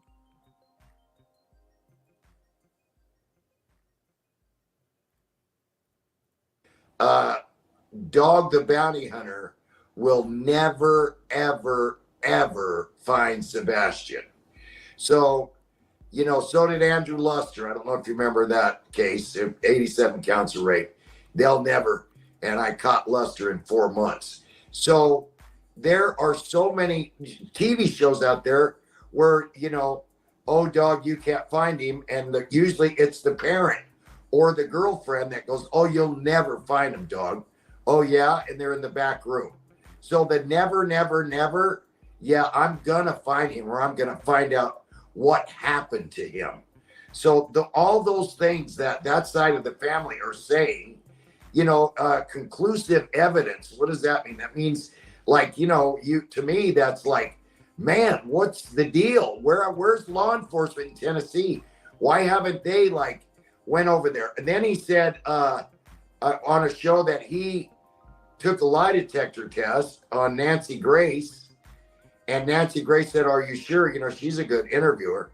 Are you sure that you took the lie detector test? Oh, yeah. Did you pass? Oh, yeah. And then I talked to a Tennessee officer, and he says, well, you know, I can't really tell you if he took the lie detector. I'm like, bro, that's public information. Well, I think he might have. Well, did he pass or fail? You know, he flim-flammed around where, you know, did he pass? Did he fail? Did he take one? I don't know if he even took one. Now, the real father has taken lie detector tests. Then I put out there, and this is also true, that there is a drug, you know the name of it, that will, I don't think it's sodium pentothal, something, I think that's a gas chamber stuff. It's close to that. No, sodium pentothal. That's it. Oh, good. So you can take that in a needle form, shoot it, and however through the vein or whatever, and you talk and you tell the truth. It's like Wonder Woman's rope when she throws it around the guy and he starts telling the truth. And that they used to use that in the Korean War, and they mix it with nicotine, and they get the Korean GIs that they capture, and they give them that, and they tell, you know, secrets. They did a lot of stuff. So that has been used. I mean, that can be ordered still by a doctor. Go in a room, lay down, boom, and then someone start questioning you. So all of a sudden, someone comes out, dog is gonna kidnap the stepdad and administer this stuff to him. Well, if it wasn't illegal, yes, I would. And I'll pause there. You better believe I would. But your point is just that it's out there and you want to set the record straight. It's not something you're going to do. It's not something anybody's done. It's something you would do if Correct. You could do. So I understand. So basically, he was just saying it's something they would do if they could, but they can't because it's not legal. And then they wanted to twist that. I understand your point. I have a question for you, Dog. Sure. There was something that happened pretty early on in the investigation, and that was that the Proudfoots, both of them, left their home. So they have an autistic child who supposedly walked away. What do you make of that? And have you seen that happen in any other case? Never. It's all bull crap. How he got out the back, through the gate, the shoes. You know, he did not want to be barefooted. Nope, he didn't. Seth said that on our show. We should watch that sometime again. I know I keep mentioning it, but we never are able to get to it. Listen to him again. Nope, never. Happened pretty early on in the investigation.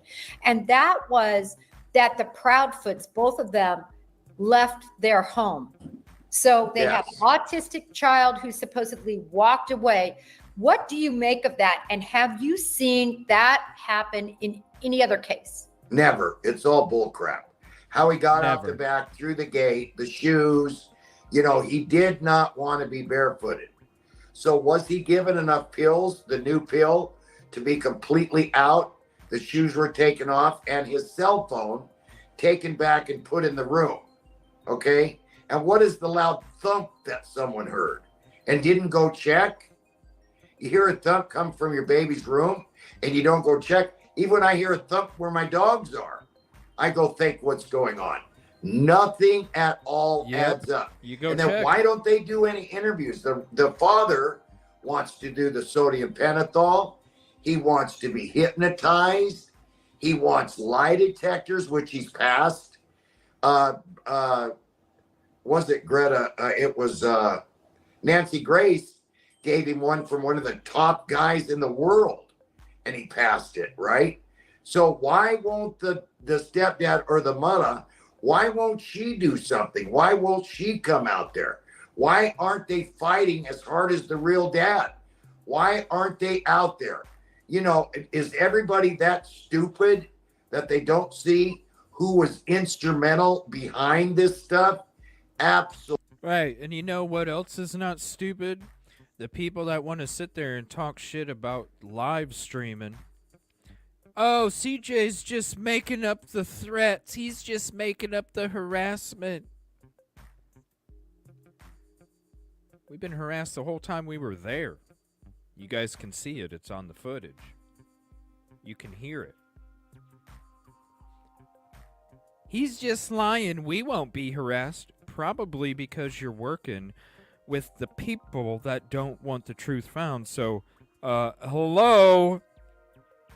It's a slip and slide for you. It's a lot of fun. You ain't got to worry about getting harassed and threatened. Of course nobody's going to harass and threaten you. Because you're working with the people that don't want the truth to be found. You can talk all the shit you want.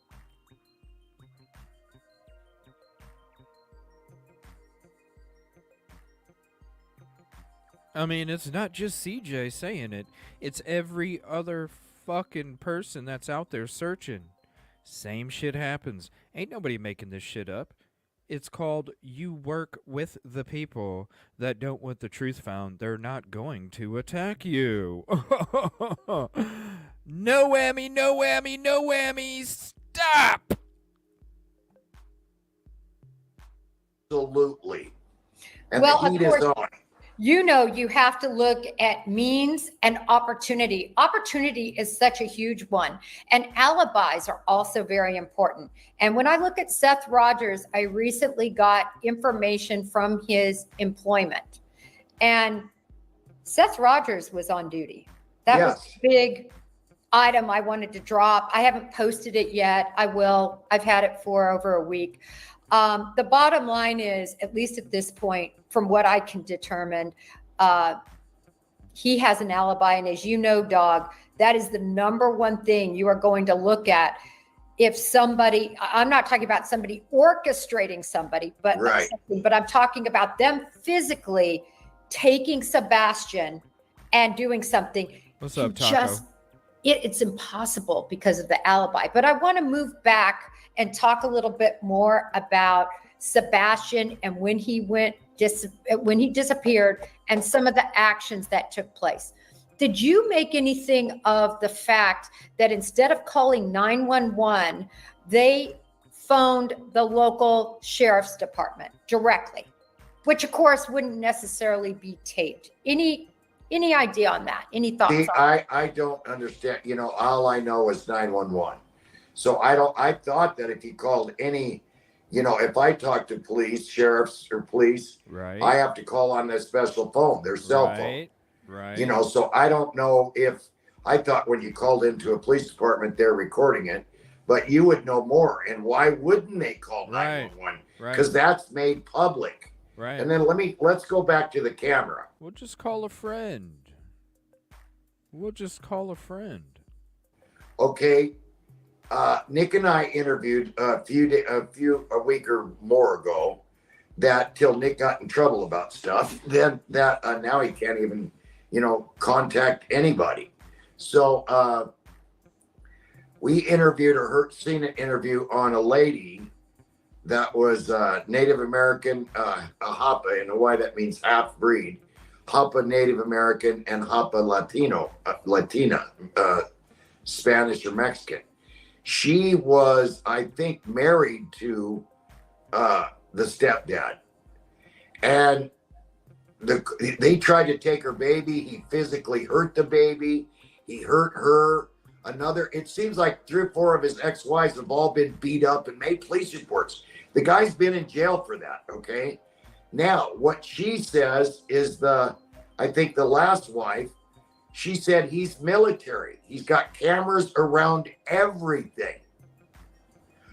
Everywhere. So where's the cameras in his house when you have a child like that? And we're going to be going through some of those other cameras after we're done with this episode. We're going to be starting to break down our security neighborhood footage even more, because I'm telling you right now, this is why I want to get together with the mob crew sometime, because I want to collab with footage and ideas. You know what I'm saying? Like, let's break this shit down together, bro. You're doing an amazing job with the lights and the videos.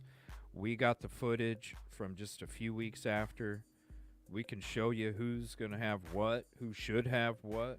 We're going to listen to the dispatch when we break all the security stuff down. We're going to listen to the dispatch and see exactly what the dispatch is and do a live map for you while we're listening to it based off of all the information that we've collected from the breakdown of the footage. We are continuing that tonight, and we're going to do some more tomorrow.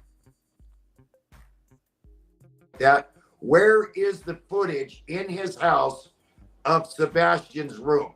No one has said anything about that. Nick is very good. And there's a couple other people I know that are very good on camera stuff. So we're digging because, once it's in the cloud, right? Well, a lot of people don't realize once that something is recorded, it's there. And of course, I think you got to get a warrant for it. But again, probable cause. Doug, let me run this past you. So Katie Proudfoot was in the military, and I want to expand on this camera angle just a little bit. Katie Proudfoot actually worked for a company that managed installation of cameras. And right. I always found it very... Yeah, it is very odd that you work for a company. Like I said, from the first day that I went there, I'm sitting there going, this neighborhood would have a lot of security, because when you're driving... Just driving to the area, you can see the money. You can see the money. That's no lie. These houses are, these are amazing houses. Amazing houses. It makes me wonder what rock star lives in one of the, it's like that big time. These houses are very nice. And I'm telling you right now, what house that lives in a nice-ass neighborhood that is that dark does not have security? That's the first damn thing I said to myself. In a neighborhood this dark, you got a nice house, you got nice things inside, you want to protect the nice things, especially in a dark neighborhood. Hello, and you work for a security company. This is what's crazy, and thank you for putting it in chat as well, Katrina. The fact that he said camera in Sebastian's room. Let's go back to that real quick. She said he's military. He's got cameras around everything. Everywhere. So where's the cameras in his house when you have a child like that? Where is the footage in his house of Sebastian's room? No one has said anything about that. Where is the footage in his house of Sebastian's room?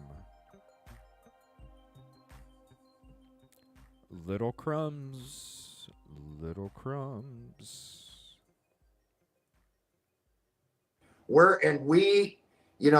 Nick is very good. And there's a couple other people I know that are very good on camera stuff. So we're digging because, once it's in the cloud, right?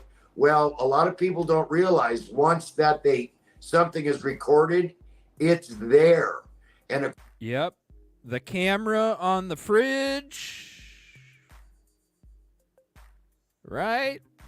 The camera on the fridge, monitoring the snacks. You can talk through the camera. Hey, don't be getting no snacks. Oh, shit.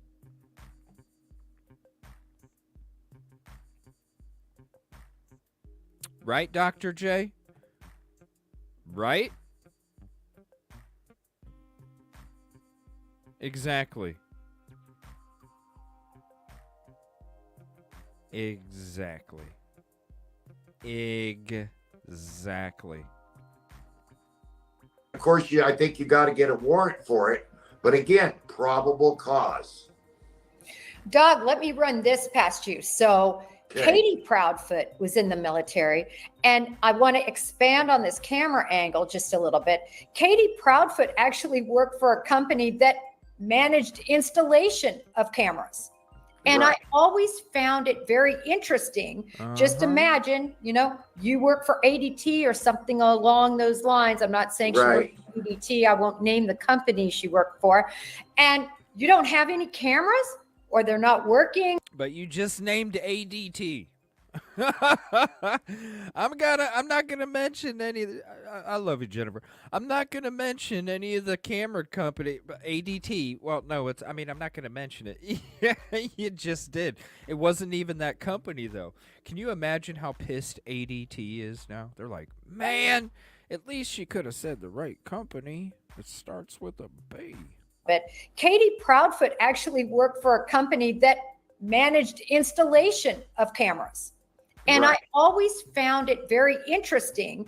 Just imagine, you work for ADT or something along those lines. I'm not saying Right. No, you should have just said the real company because it's worse saying the wrong one. We'll just say it. It's Brinks. Okay? It's nothing. That's a lie. It's, listen. ADT, I got your back, all right? All right, ADT? I got your back. I got your back. Now, I would have said security camera company, they go and install them. Everybody knows who we're talking about. ADT, shout out to you. Even though I don't use you, ADT, shout out to you. We got you. We got your back. Brinks too. Appreciate ADT, you. I won't name the company she Love your worked for. locks. And you Good don't locks. have any cameras, or they're not working, they're not covering. You have an autistic child. He's Right. 15 years old. I mean, what do you make of that? The lack of coverage with somebody that was their job. That is, another thing. There's an old saying: all roads lead to Rome. And I hope it's not the Brinks company you don't want to mention. But when the Brinks let you ride around with your husband in Oh, shit. He did it. See, he did it. I haven't watched it this far. I apologize. We only made it like 9 minutes on the last two shows that we went through, and we weren't able to finish it. Today, we're finishing it. Today, we're finishing it. He brought it up, though. Shout out, dog. You gotta... Hey, ADT.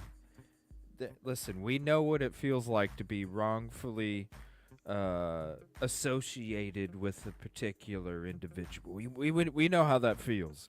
ADT. We're right there with you. We appreciate you. We love you. Shout out. It's the not your vehicle. fault. When does that? She works there, doesn't she now? When do they let you have your husband in the vehicle without cameras and cameras going everywhere? There's a lot of crazy camera stuff going on. So We're going to show it. But of course, Brinks is going to turn in it. Somebody has to listen. If he was abducted, and shout out to the mob crew again, you're breaking down this video. If it really was an abduction from this car, which I still feel, most of it, of what I feel is an abduction. I've said it for a long time. I've said it for 5 months. Ever since we were 4 months. I've said it for 4 months. Abduction. Groomed.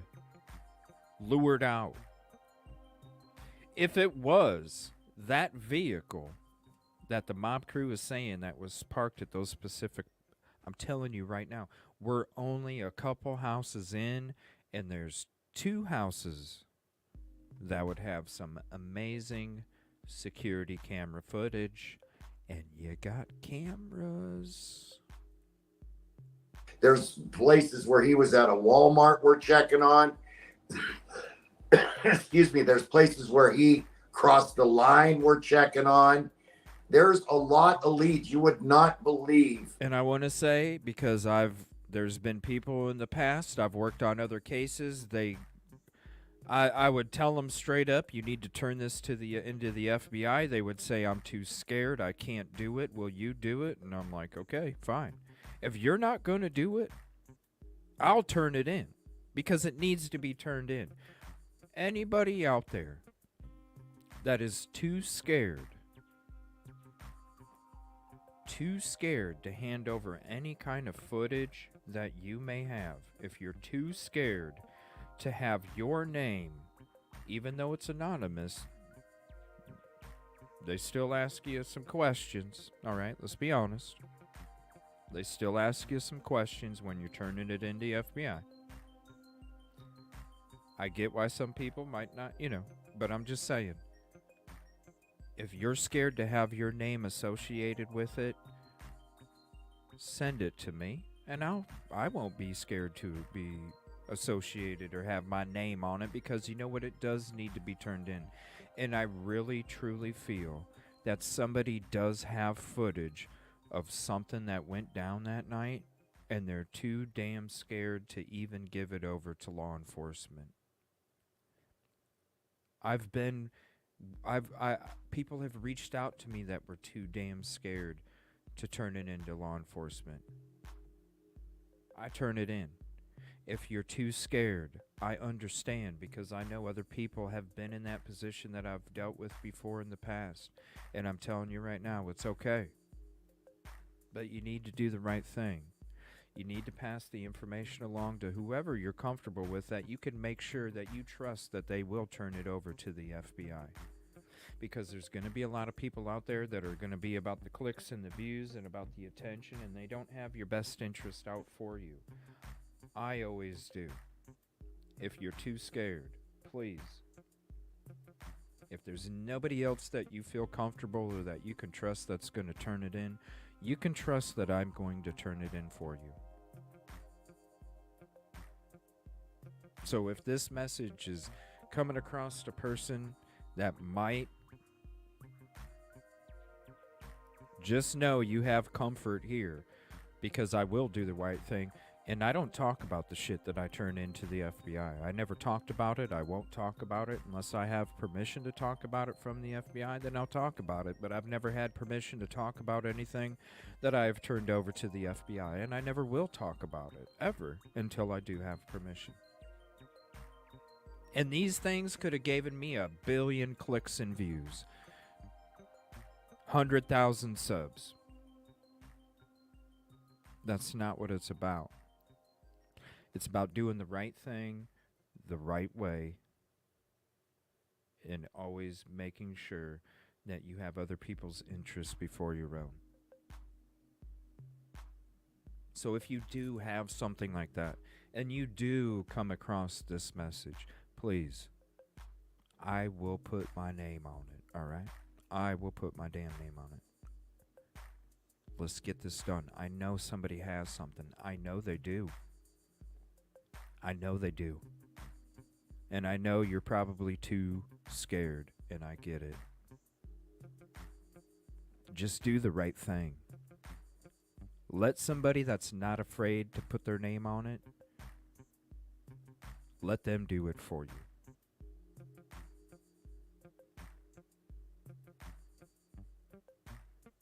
I will make sure it doesn't get out. Because you know what the true, you know what some of these true crime people will do with it. They'll just use it and twist it and make, and that's not what it's about. It's not about tipping off people. It's not about tipping off people. It's not about giving a heads up to the people that could have committed this crime. It's not about that. It's about making sure that the justice can happen. We can talk about all this other shit later. Just do it. Do the right thing. How many leads we get per day. And now that our lawyers got on, leads are coming more and more and more. I don't understand about these trolls and this and that, but the lawyers do. So the more the lawyers jump in and say, we'll file this restraining order, that restraining order, the threats, all that, whatever. more leads. Someone else knows what happened. If there's two people that did it, all leads to me allegedly lead to the stepfather and the real mom. If they did, then there's got to be someone else that knows about it. Yes. And I don't know if there's and that's whether it's an abduction or some kind of, whatever.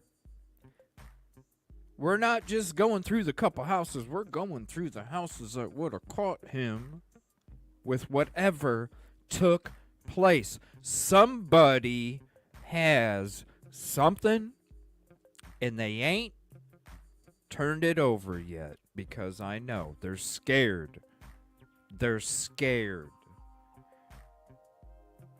And I understand. I know what these people are capable of doing.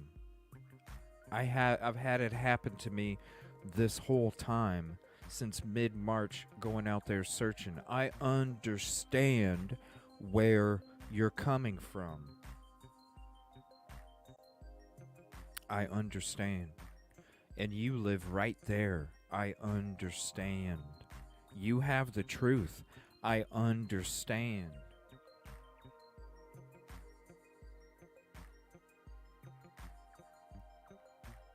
If you're not comfortable sending it and turning it over yourself, it won't even become a topic over here. I'll just simply do what I did before. Contact the FBI, turn it in, get the number, reference, and then I sit and wait, and I'm available for any questions that they have. I know how it goes. I've done it before plenty of times. Just turn it over. If you want me, put my name on it, let's do it. We need it.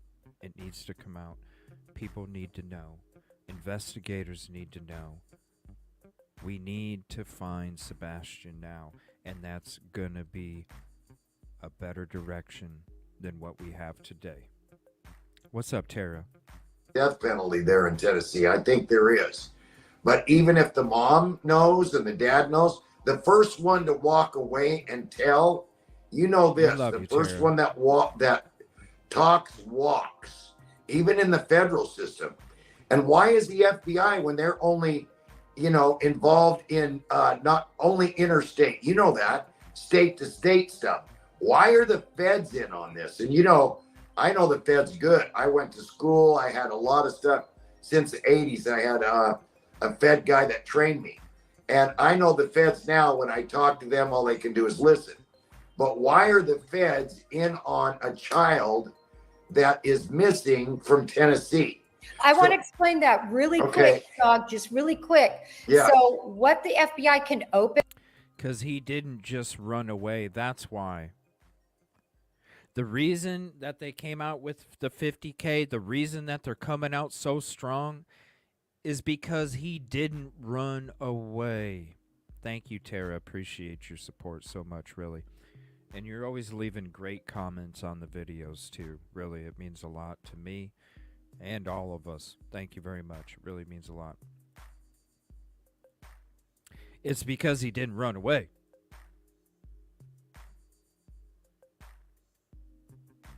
He didn't run away.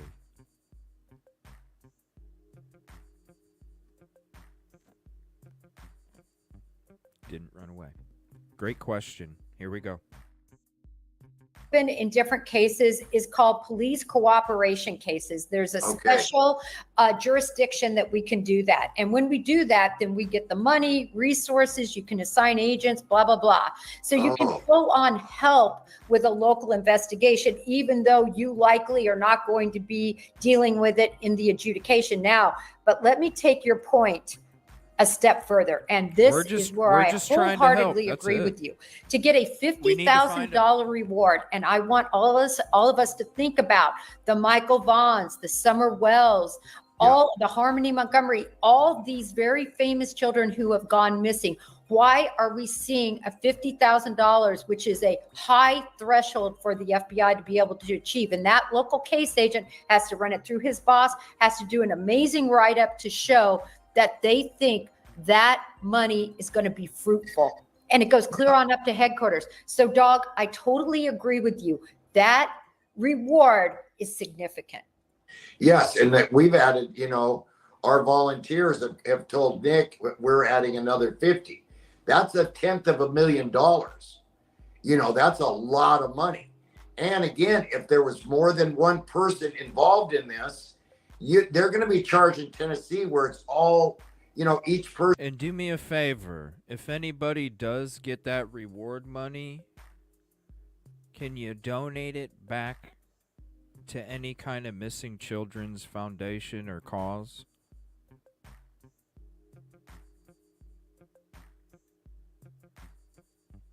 If we get it, I'm donating it right back. And I ain't even got money like that. But I'm telling you, and you can clip it and save it, and if it ever happens, you can say, yep, he just keeps his fucking word. I'm telling you right now. If we end up coming across that, it's going right back to any of these missing children foundations and causes to try and help more missing children. And so I hope that anybody out there that does maybe get a reward for this, put it back in. Put it back in. Regardless if you got $5 in your bank account. Put it back in.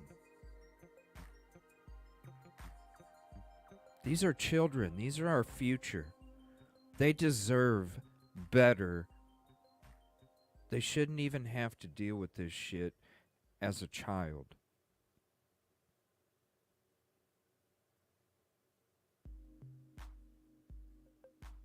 If you get that reward money, turn it back in. Put it back in to the cause. Even if you got 5 in your account, because I'm telling you right now, when you only got 5 in your account and you do shit like that where you turn it back in for the cause, you know what? You have happiness inside. You may not have materialistic happiness.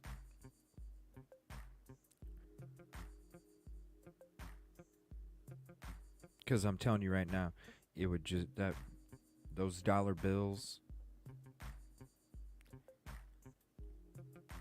it can bring some negativity too if it's not the right kind. You know what I mean? Do the right thing. Just put it back in there. Let's find some other missing children too.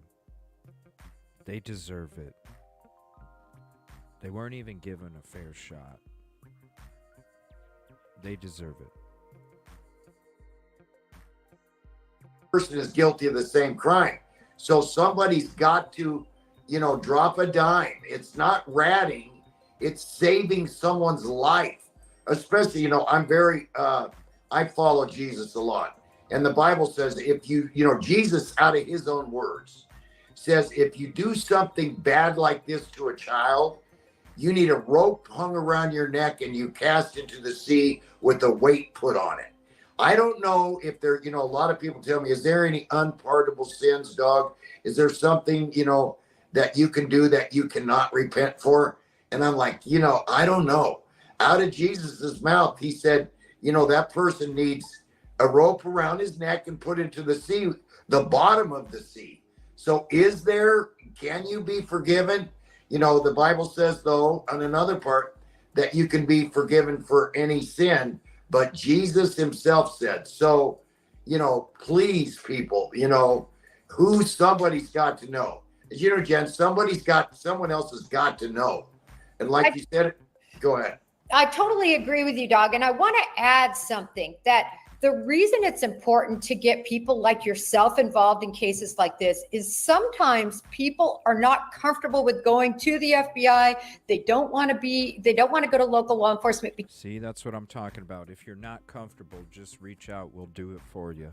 because they don't trust do it for you. that their identity is going to be preserved. They know that if they call the FBI somewhere, somebody's recording something, and same with local law enforcement. Yeah. The reason that your involvement to me was so important is because it allows people who do not want to be identified the ability to give a clue. So, Dog, I want to ask you this. Yes. Approximately, tell us when you first got involved compared to now, how many tips a day are you getting when you first got involved to compared to now?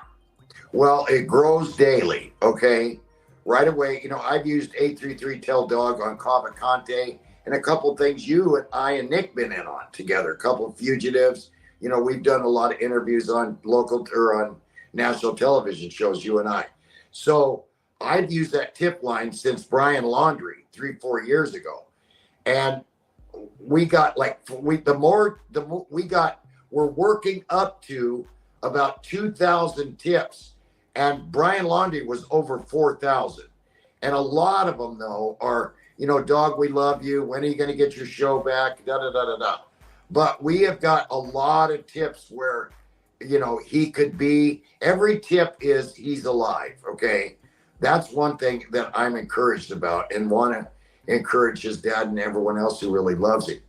You know, I called family members of the mother and said, listen, your daughter could be in danger. This is Dog. You got to call me back. No calls at all. No calls from any brothers, nothing. I've called everyone. No calls. Matter of fact, I called a couple, said, this is your last call, you know, because I don't want to be harassing them on the phone, which, but, you know, and no one of the family has called me back. You know, where's the stepdad's big bucks mama? She big. So nobody has called him back. He reached out to him and nobody's called him back.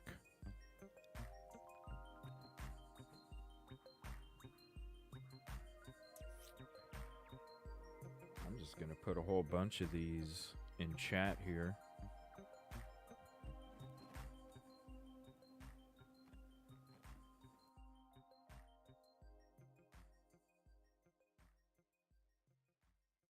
Sus. Bucks, sister. Let me tell you, she got big bucks. Where's her giving some money for Sebastian's found? Where's that money at? Private planes, this and that. Hey, you know, put up some money. Oh, that's such bullshit that CJ's faking that they're getting harassed and threatened. Oh, I need to put a stop to it. There's no way. They're just lying. You're not going to get harassed. We wouldn't get harassed. Probably because you're working with the people that don't want the truth found. It's a slip and slide for you. It's a roller coaster. Have fun. Enjoy it. Of course you're not going to get harassed and threatened.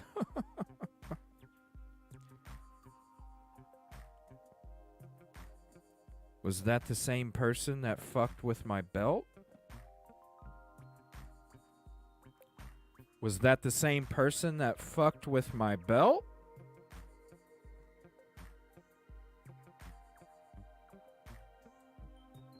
Right, Susbuster? Just like I said in the beginning of the show. Huh. Huh. Try it again, motherfucker. You're on candid camera. Money, Mama Cass. Big money, Mama. Let's see some cash. I love this point. I love this point. You have you all coming in. You're on you have the candid FBI coming in, but you have family with money. Yeah. Seth works at a incarceration facility. He doesn't have money. He's just making ends meet. All of us have seen his little apartment. I mean, he's just making ends meet. But there's money on the other side, and I think you bring up a good point. I want to talk to you about something else, and I'd love to get your response on this.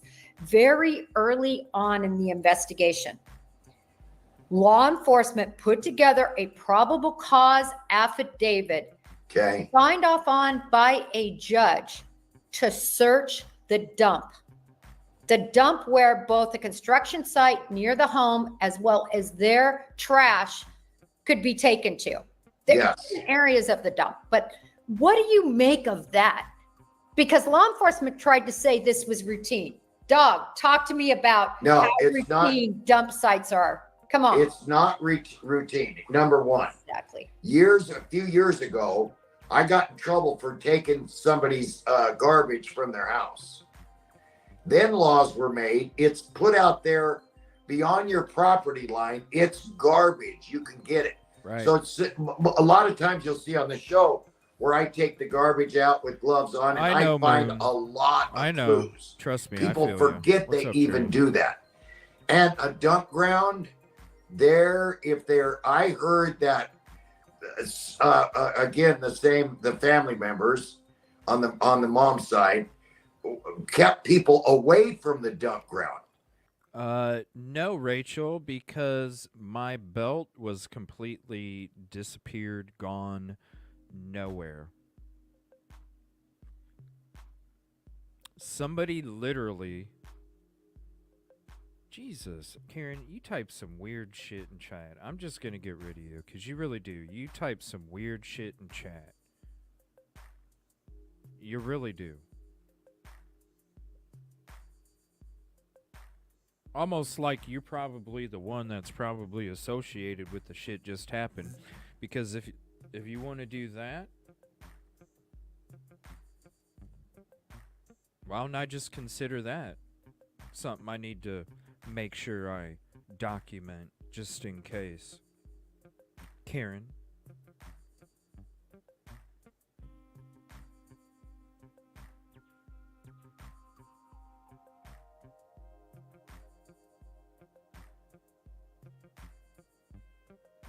You already been typing some weird shit. Now you want to type some weird shit like that? We don't need it.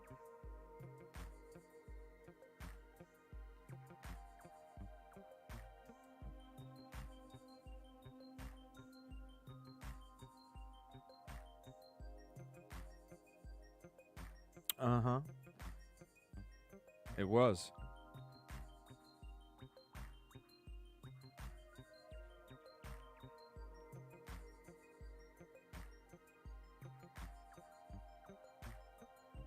You'll still be on camera.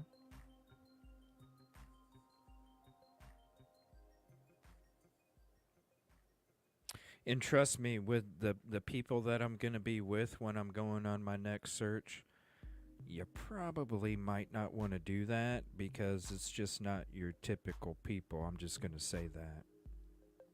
It's not just your typical people.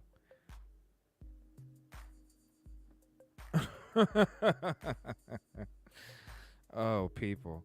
There's a lot of things that I just don't. There's a reason why people trust me. There's a reason why people work with me. Is because I know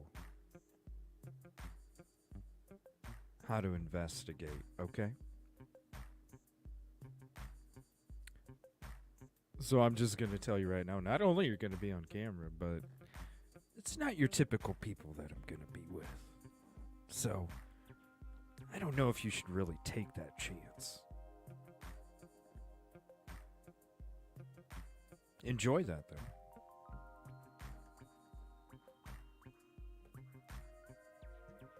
I know the dad, I think, works at a concrete company, or the stepdad, some kind of a concrete company. You know, that I don't like that. Remember the guy that a lot of the mob would put people in concrete. And again, I'm not saying that. I'm just trying. It's like a puzzle that I put together. And there's a lot of pieces missing, but it's all starting to like a circle. You know that it's a circle when you get all those things together. So it's a puzzle. And if they weren't involved at all, then I extremely apologize. But why aren't they out there? Why aren't they on your show? Have you asked them to come on? I haven't asked for the Proudfoots to come on. No, Will I've you- had Seth on. Will you ask the Proudfoots to come on? I would ask the Proudfoots to come on. Yeah, will you do that for me? Because you're an FBI, you know. I mean, you're not going to give no true serum and do all that, but you're good. Can they handle your questions? You know, I think that's the way they prove. Okay. Here's another thing. And you're a woman, my wife's a woman.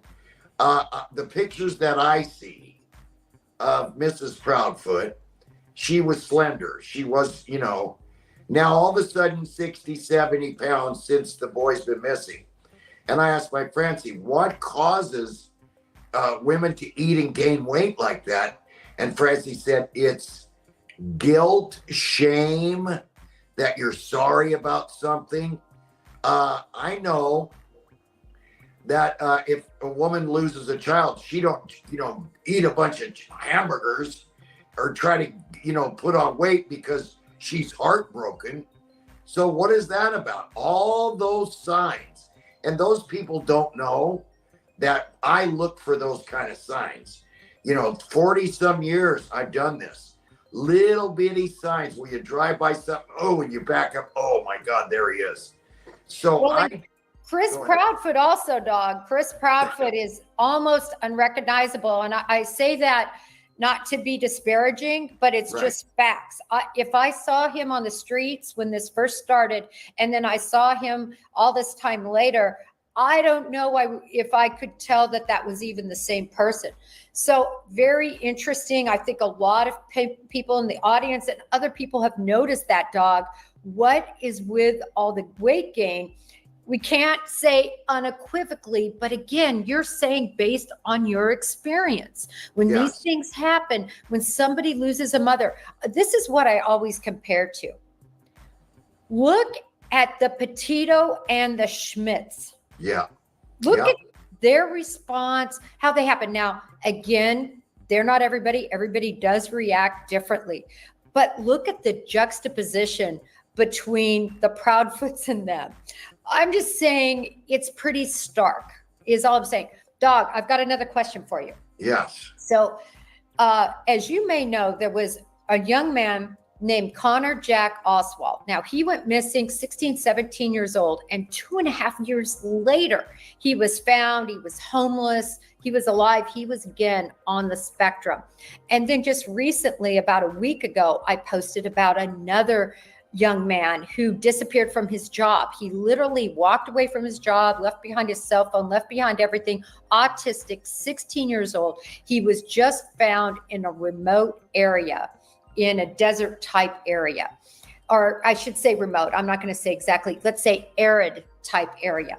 Okay. My question for you, and we don't know what happened to him. I think they only have found a skull, so it's going to be quite difficult. It was 6.5 miles from his job. Dog, what do you think the possibility is that in this suburban neighborhood, I know you've been there, you've seen the area. Yes. What's the possibility that he did just walk away and never been seen on camera and nobody's seen hide nor hair of him for all these months? I think the possibility is about 1%. Why wouldn't they let the dogs take the scent right from there on? Why did they run the dog? The dogs, as you know, they can smell so many 1,000 times better than a human, especially when the kid's barefooted or a sock on, not a tennis shoe. Why? The guy's got military training. Well, I'm checking to see how he got out of the military, what that is all about right now, too. How did they stop the dogs from tracking him? Why did they not want to do that?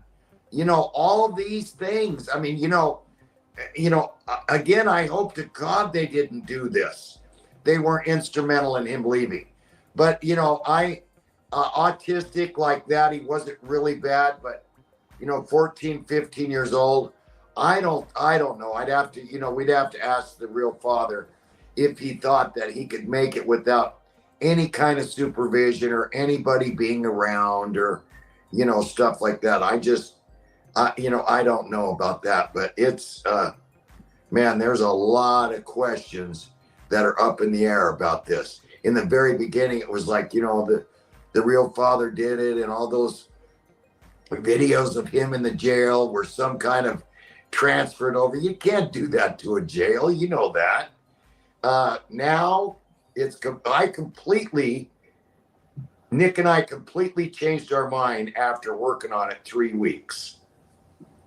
Yeah, it's really troubling because I know early on, I always want to take the position of, first of all possibilities are possible. We have to look at each of the different, situations and what everybody said. But I've become very, very troubled when you add up all the clues. I'm still not dismissing that it's a possibility. You gave it 1% that he did walk away. But this is my issue with that, dog. I really believe in this situation that somebody would still be complicit in keeping him hidden or doing something horrible to him, because the fact that not hide nor hair of him has been seen. In the case I just told you about last week where they found him, he was actually seen wandering. You could see him in the streets. Right. We don't have any of that. So you're telling me not one ring camera, this is a suburban area, not any place around, not one camera has seen him? I have trouble with that. We found some ring camera stuff coming next. Stay tuned. Oh, yeah.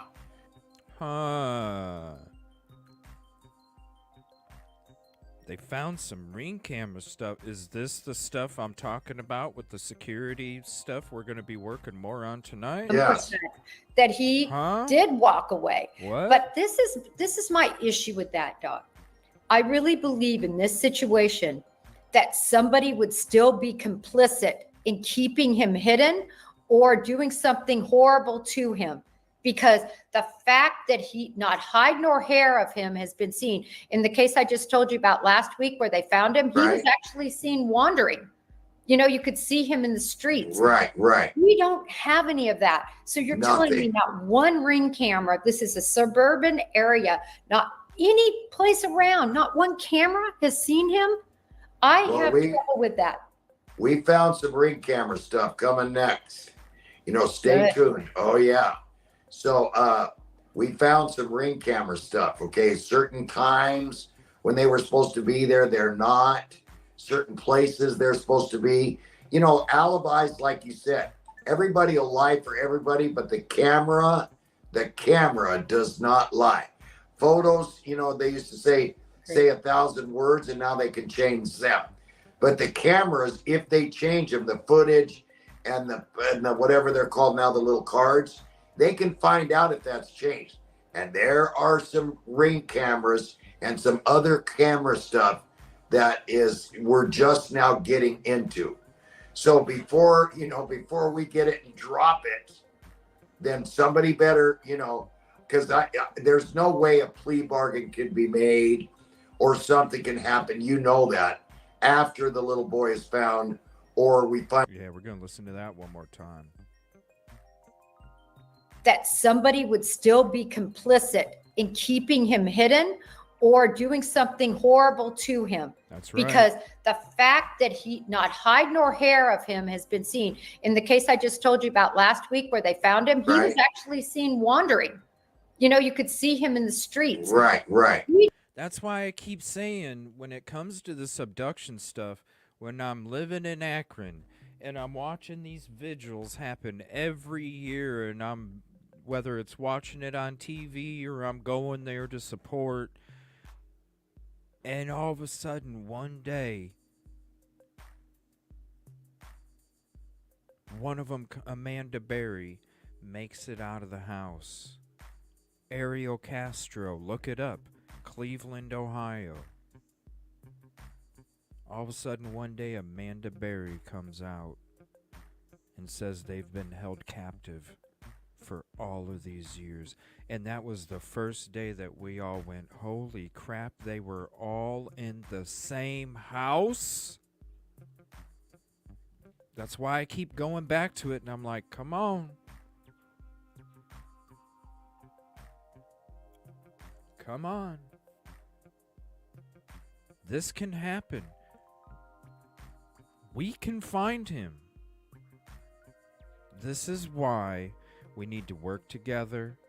This is why we need to be a collective force, because we can. Who says he's going to be here tomorrow? He might be here today.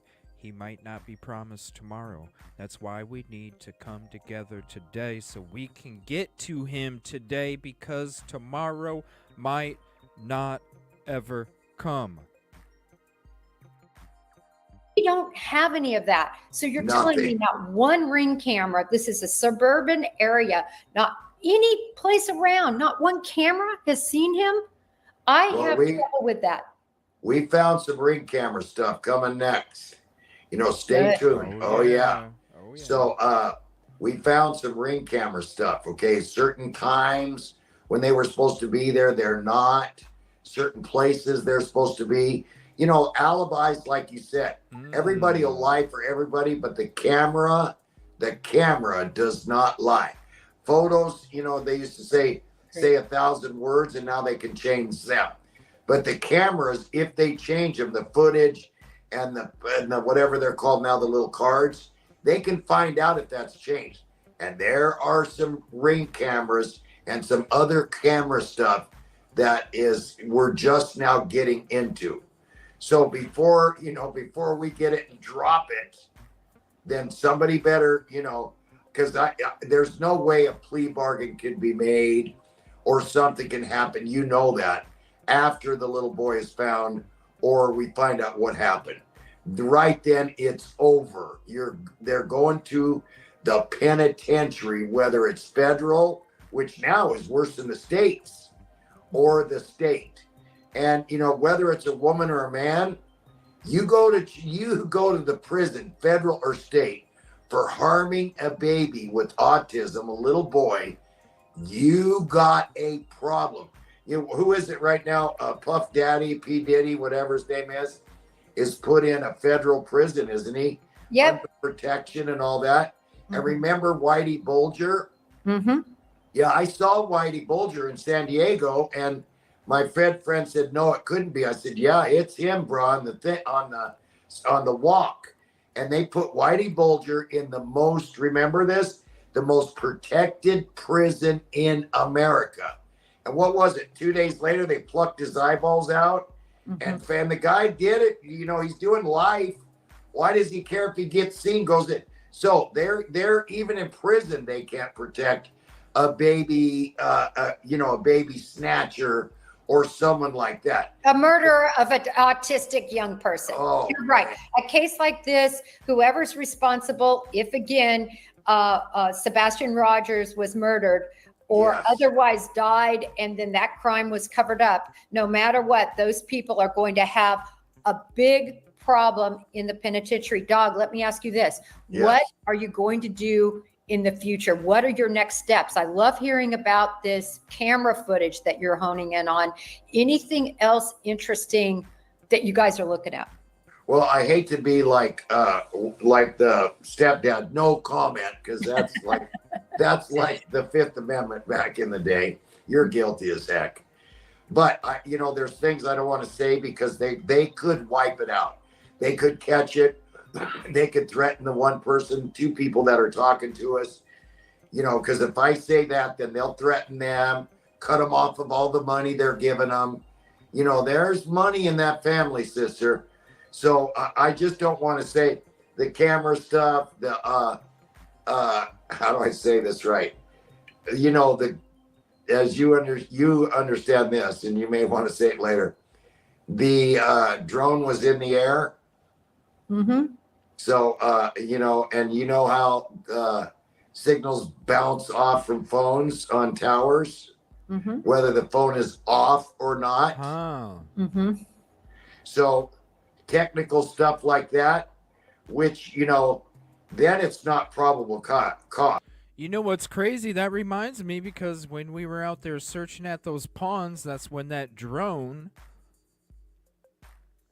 That's interesting. He mentions drones as well.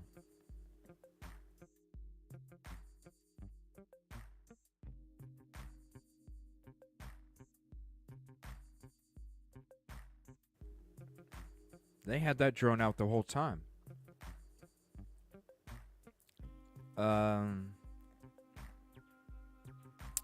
I think that was April 7th live stream, where you can literally hear the frickin' drone. It was that close to us. It was that close to us. You could literally hear the frickin' drone.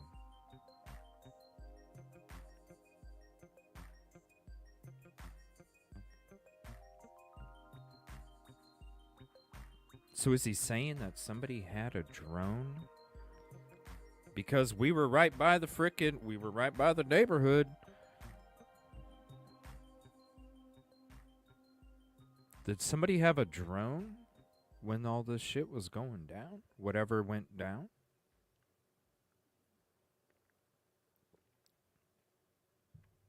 And Dog says that CP had asked Seth the day that Sebastian went missing.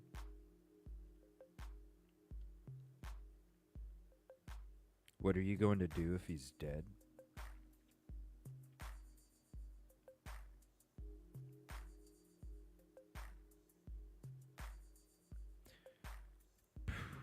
This is crazy. I'm going to say it later. The drone was in the air. Mm-hmm. So, and you know how signals bounce off from phones on towers? Mm-hmm. Whether the phone is off or not. Interesting. Mm-hmm.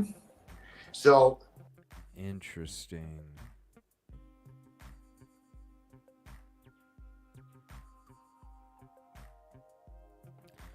Interesting.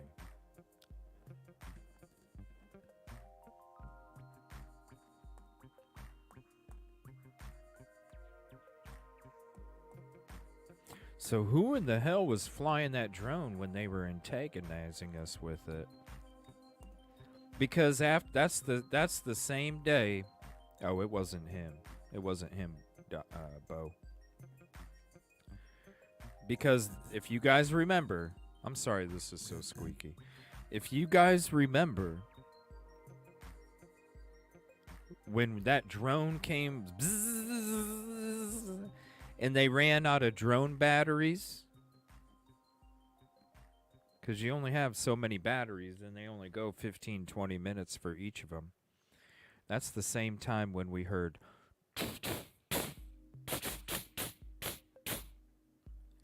over this way and over that way, 2 different directions. That's what I was referring to in our day 2 search number 1. Hey Trey, this is where when we were at the pond and we heard the first couple shots coming off before we heard the other shots in the direction of the school, the high school, the middle school, and the churches, we heard a few shots pop off up into this direction, which pointed directly at those woods that we were at yesterday, or that flat area where that barn's at.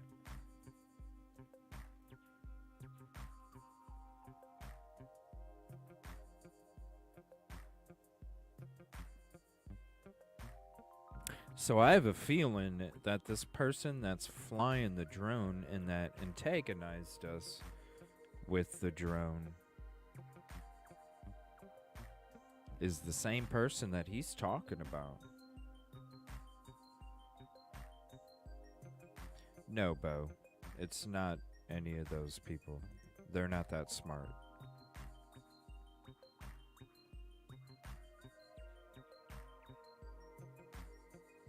I don't think Dog's talking about those people, Bo.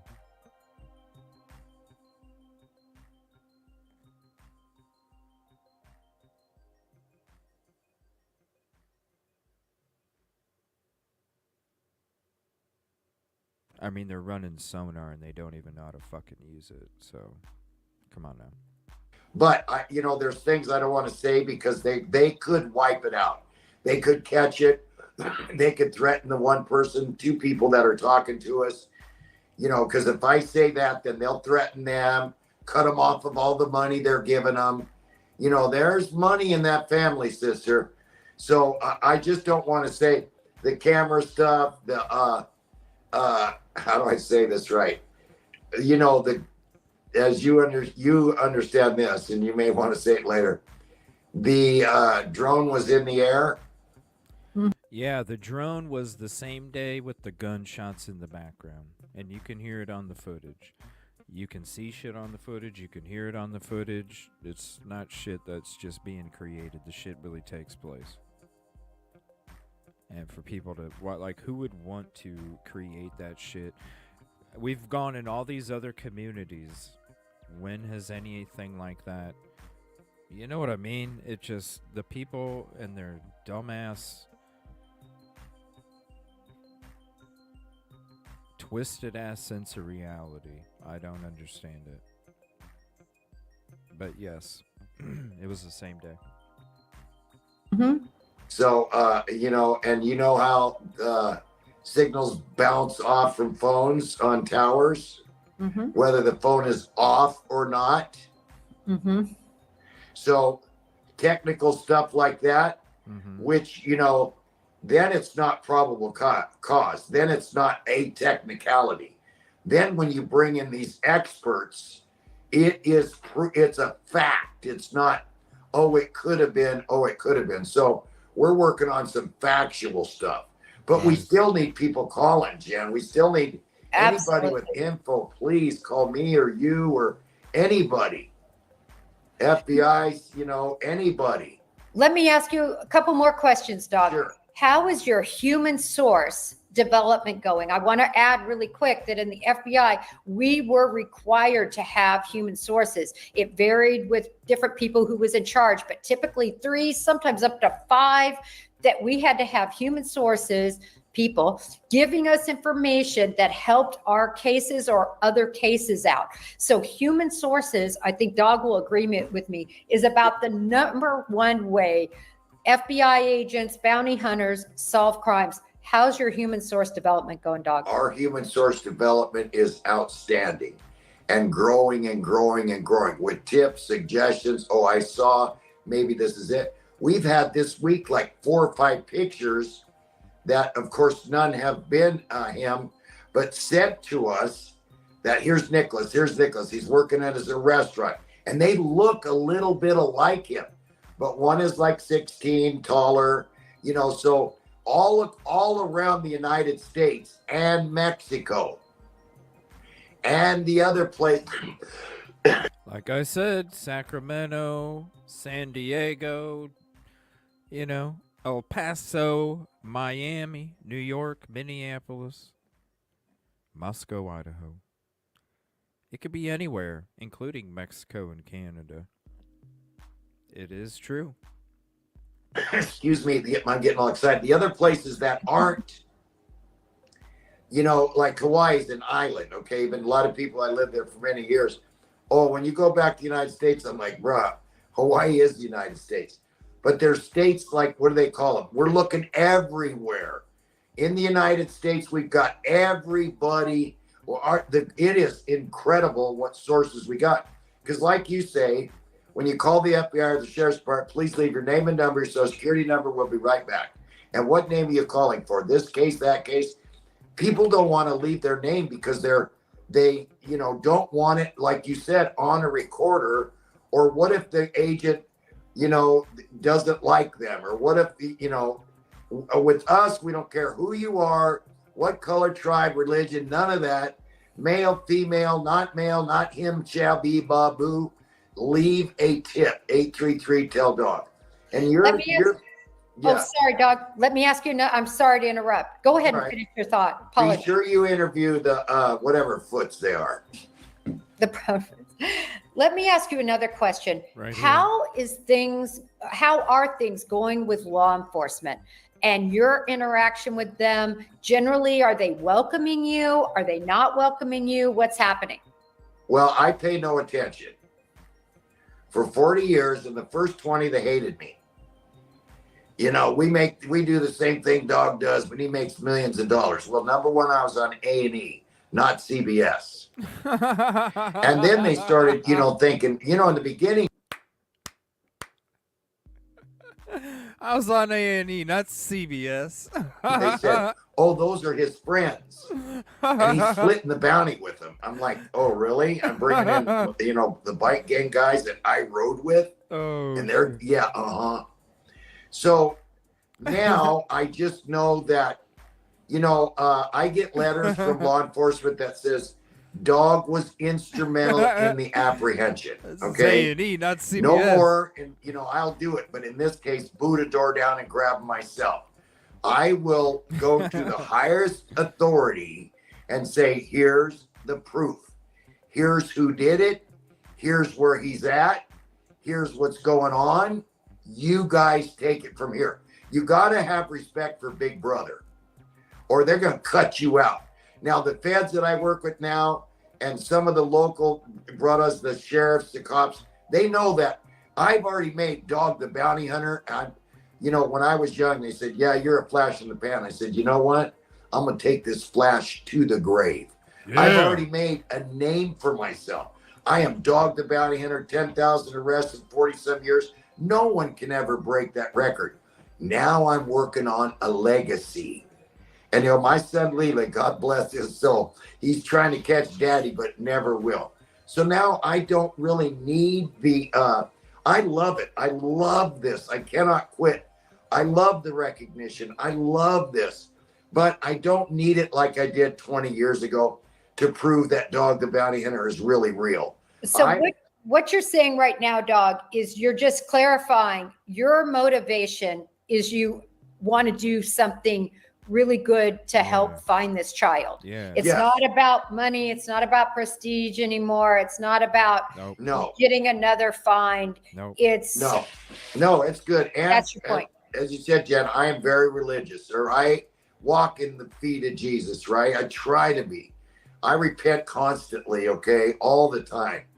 And I know that when I do, it's about trying to be better than the next day, after the next one, after the next one, after the next one. You got to think into the future, and you got to reflect on the past. That's why there's so much hate. Because, listen, because I really am about what I say I am, and that threatens people. It threatens people. It threatens the fake-ass people that are pulling everybody along on a string, because when somebody fucking real comes around, then all of a sudden their fake-ass string pulling gets exposed. That's why people hate.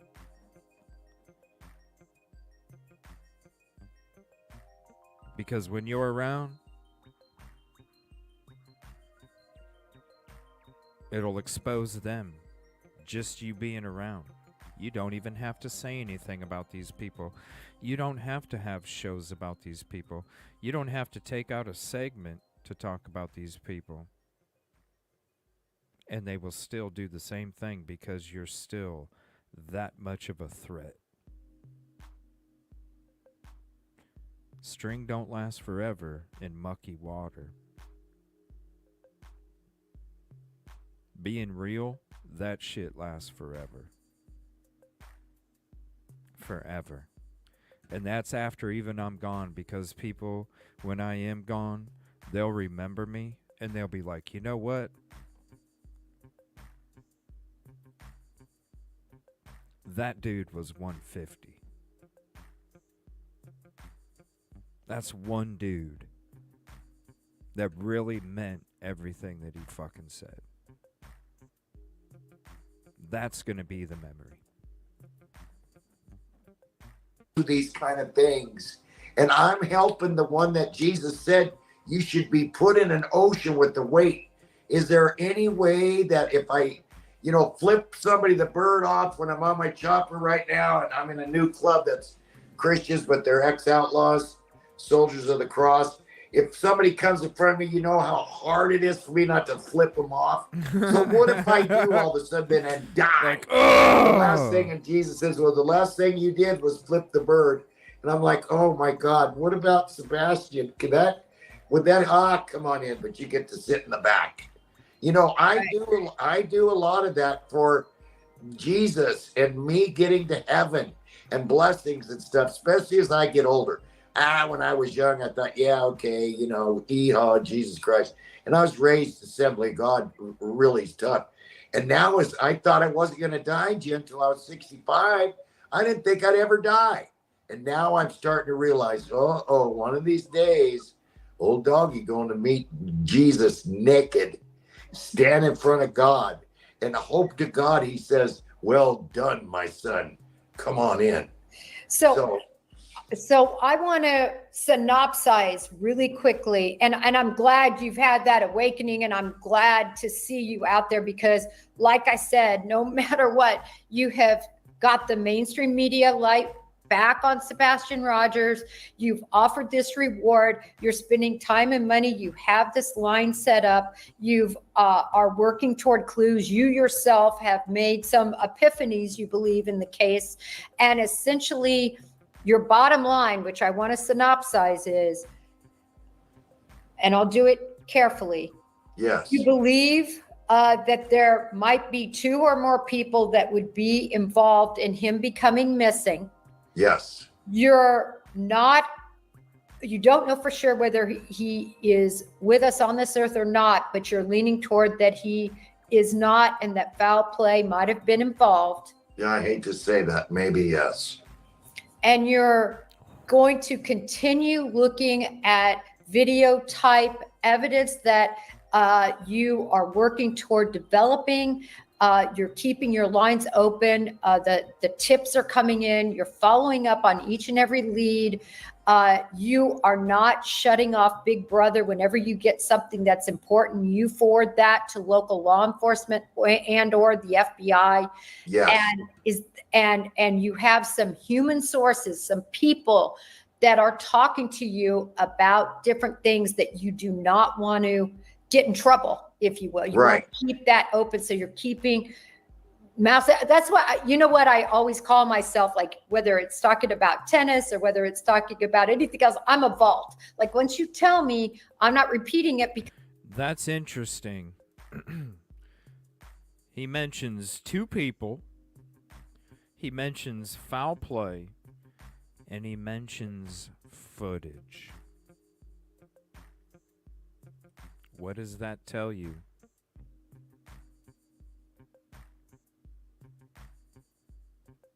Why do you think we started breaking down this neighborhood security camera footage last week? We're going to continue more tonight for a little bit, about 40 minutes or so. Because we're going to just focus on a few specific houses here tonight. Important ones. This is why I feel that somebody does have something else based off of the footage. He says footage, foul play, 2 people.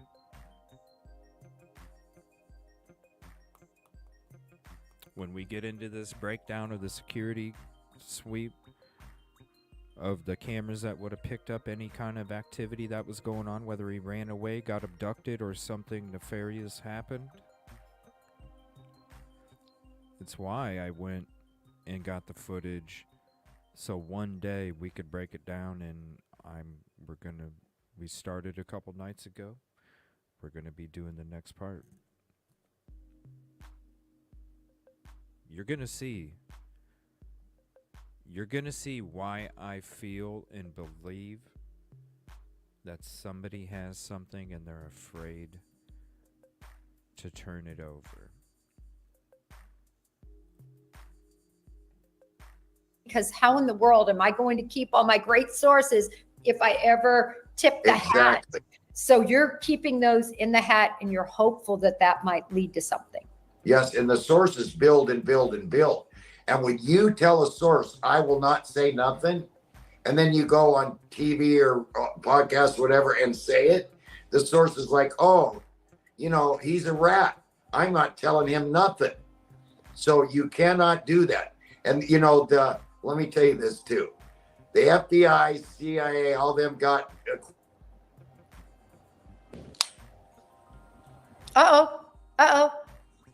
Dog, we lost you. Dog, can't hear you.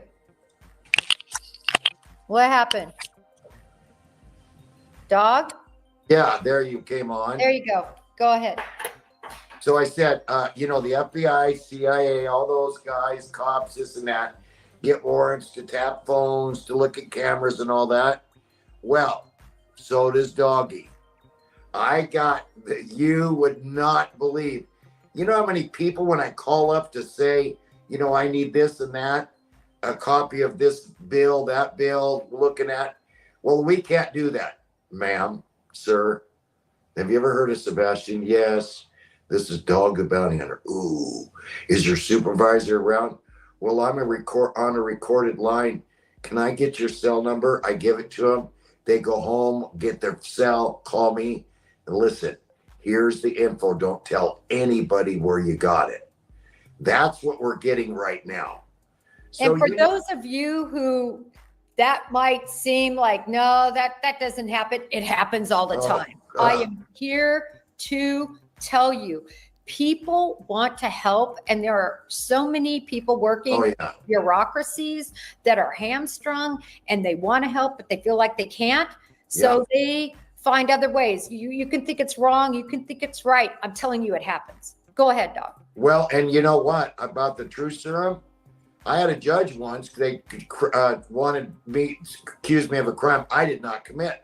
So while you're in the courtroom, they go, how much do you plead guilty or innocent? I said, innocent. And judge, I demand sodium pentothal. I want a test right now. I want you to strap me down, put me in a hospital, give me that. He goes, in chambers right now. Go back there. He said, dog, you know how many lawyers will be out of a job? You know how many prosecutors will be out of a job? You know how many investigators will be out of a job? And dog, you're a bounty hunter, you'd be one of them. So, case dismissed. Because if you're willing to do that, you know, like Peterson, did he really do that? You know, Scott Peterson, give him, boom, yeah, he murdered. He would never take the lie detector test. You know that, right? That's where you're going with. He's like, he said he would, and then he backed out of it. But see how many millions of dollars, there wouldn't be any lawyers. What would you need one for? So I love lawyers. I love cops. Did you do that? No, hook them up. Yes, I did. I'm sorry. Here's the body. You know, that's what I told Seth. Will you do it? He goes, when? Make an appointment right now. And then the other guy, the stepdad's like, dog was going to kidnap, allegedly, he said. Dog is going to kidnap me. See, this guy talks through, Indians say, through many face. I'm half Apache. Many face you talk through. So come on out with it, just like the real father and the mother. Come on out with it. That's your baby. You know, is it all? Yes. I want to say this. You have worked with so many people over 40 years. You've worked with a lot of nefarious people.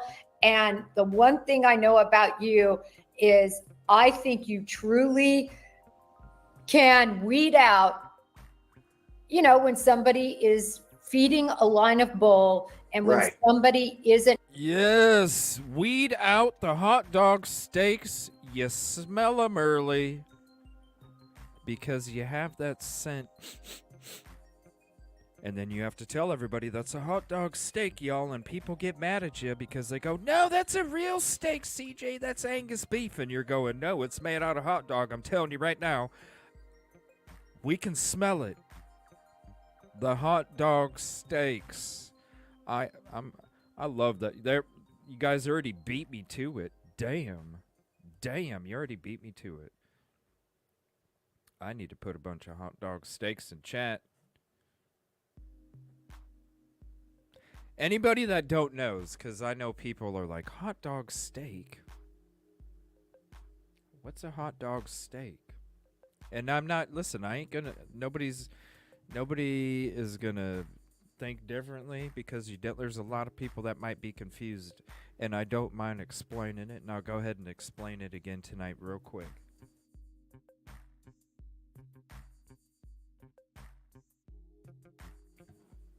A hot dog steak is a steak that's made out of hot dog. The hot dog steak, it looks like a steak, But the hot dog steak isn't a steak. Hey, it's a fake. It's a fake. So when it says hot dog steak, it means it looks like a steak. We can smell it when it's getting cooked. That don't smell like a steak.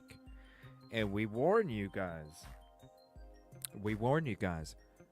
It looks like a steak. It may look real. What you're hearing you may think it's real.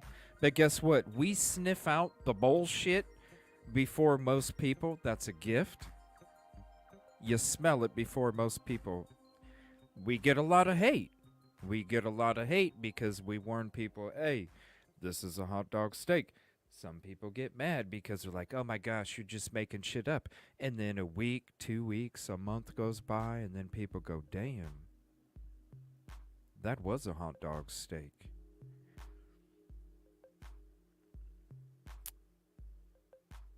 When you're a wolf amongst the sheep, okay? If I'm sitting out there and I can see that wolf amongst the sheep, don't you want me to warn you? Because you might not be able to see that wolf amongst the sheep. But if somebody could, wouldn't you want them to warn you? And that's what it is. We see the wolves amongst the sheep. We can see it. We got the vision. We can see it. And we care about you. And we don't want you to get bit by something that you can't see. And that's why we try and warn you ahead of time.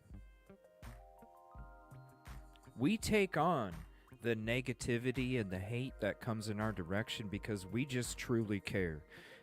And we want to say, look, we told you about the hot dog steak. Even if it's months down the road, we told you about the hot dog steak. I'm sorry you got bit. Come back home. Come back home. It's okay. I do love hot dog with homemade chili, Michael. Damn, I'm hungry now. I was doing so good, and then Michael starts... Oh, man. I'm so hungry now. Dang it. Michael. Acting. Oh, that sounds so good. I can't even get how that. They should be acting. But Michael, where am I supposed to get hot dogs and homemade chili at this time of night now? Damn, that sounds so good. Let me ask you this. With some root beer? And I hate that I've kept you so long. No, it's all right. I love this. I want to be respectful of your time. I'm good. But I want to ask you this. When it comes down to the fact that the parents are not cooperating, and I'm not talking about, and I don't want to say they're not cooperating because we don't know about with law enforcement, Right. But we know about socially they're not cooperating. I want to ask you, what threats have you verified that they've made, and how have you verified that? Well, I don't know too much about the internet. Okay. So Nick is again, does that stuff for me. So I heard that the dad said, or the stepdad, I'm going to get dog. I'm going to kill him. Well, I want to say, bro, get in line. You know how many guys after 10,000 arrests go get me? Right. Get in line. Yeah. Mm-hmm. So exactly. I'm not sure that any of them are credible, but I do know that he said dog will never, ever, ever find. And where's the mom not calling me? Another thing, excuse me, on my show, you see that we're driving in the car. Beth is usually driving, or Leland, and it's called discernment. And I go, turn right, turn left, turn right again. Yeah, it's a sense. And Leland and Beth will go, oh my God, there he is.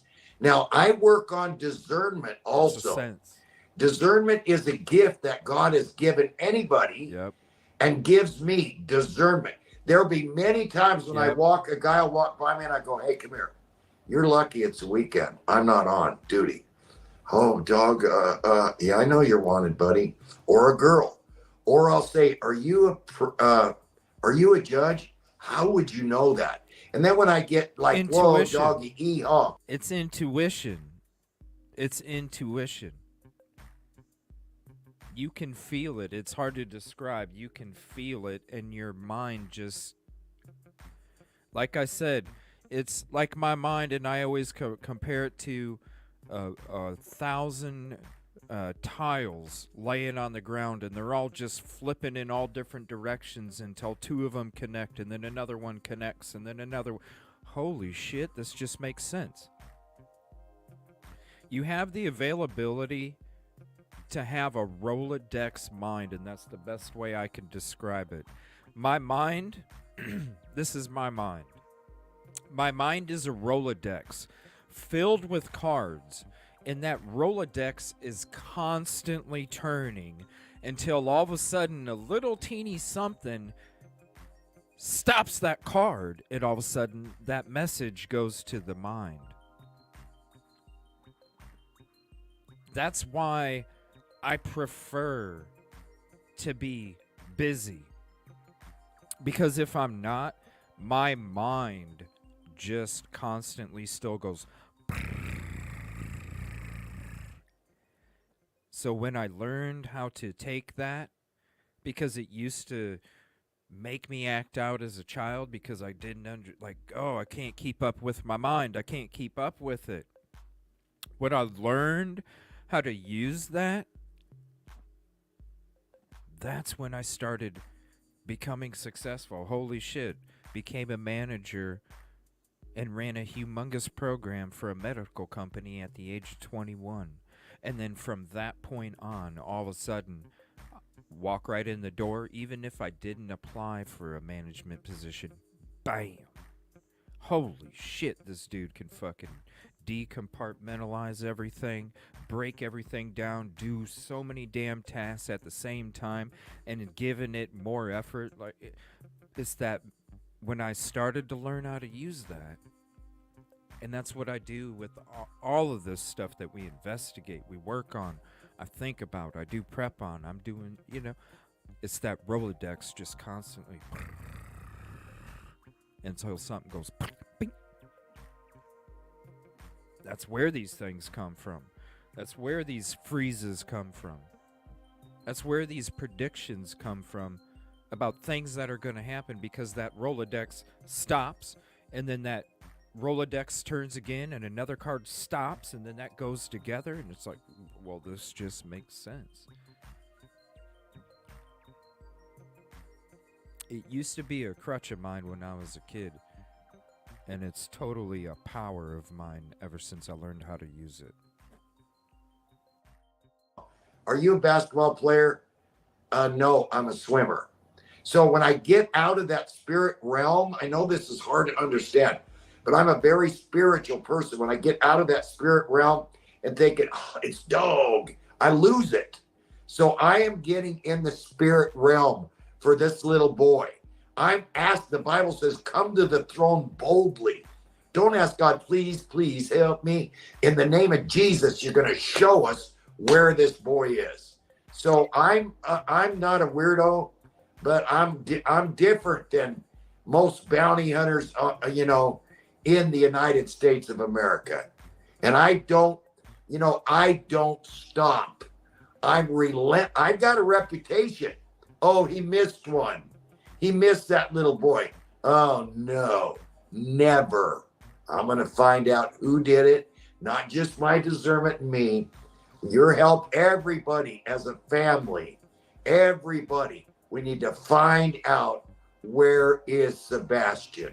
Well, I agree, and I wanted to really keep focus on Sebastian in our session here, and I appreciate you really focusing in on Sebastian, talking about Sebastian, what you all have done, giving your candid view on what you think maybe might have happened specifically, but who might specifically be responsible. And yeah. I just really appreciate your time. Dog, this is a case that for many here, viewers, and for me personally, I've been on this case since the beginning, and I just really quick, not to divert too much. Many people know this, but I have a brother. He's not autistic. He has cerebral palsy. And my brother looks so much like Sebastian when they were young. I've actually posted picture on Twitter. Uh, So it's a special place in my heart. I think it's a special place in a lot of hearts. Whenever somebody with autism, they're not only a child, he was 15, but they're also not fully capable no.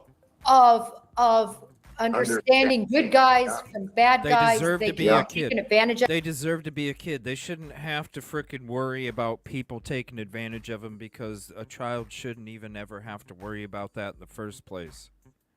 Period.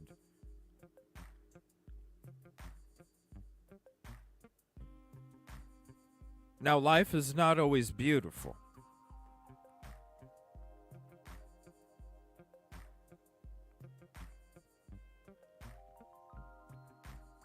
But damn, you gotta let a kid be a kid. At least give him a shot, you know? We know Sebastian Rogers has been taken advantage of. Yeah. We've all seen the court records. I'm not going to go down that tunnel because it's dark and it's sick. But what we need to know is that anybody responsible or anybody that looked the other way and that happened in their home, I think has some special answering they need to do. Well, criminally too, that's accessory during, after, before, the fact. They're going to prison. They may not get as much time as the actual people, but they're not going to get no probation, parole in any state. Any kind of southern, blah, blah, blah. They're going to the penitentiary or the federal penitentiary. Right. And what I was referring to, Dog, were other allegations from a long time ago that people haven't necessarily had to answer to the piper. I'm just saying, for me as an investigator, and you brought this up early, how if one has been involved in domestic violence in the past, that's a big indicator. That's all I'm saying. But you have to add up all the puzzle pieces and it starts coming together. Dog, you got to promise me to keep our audience in the loop, to keep us in the loop. Yes. You know, you guys have an open line to me. You have my personal cell. When something breaks, please give me a call. Absolutely. Let me know. I'm going to have you back on to update us. This channel is all about Sebastian.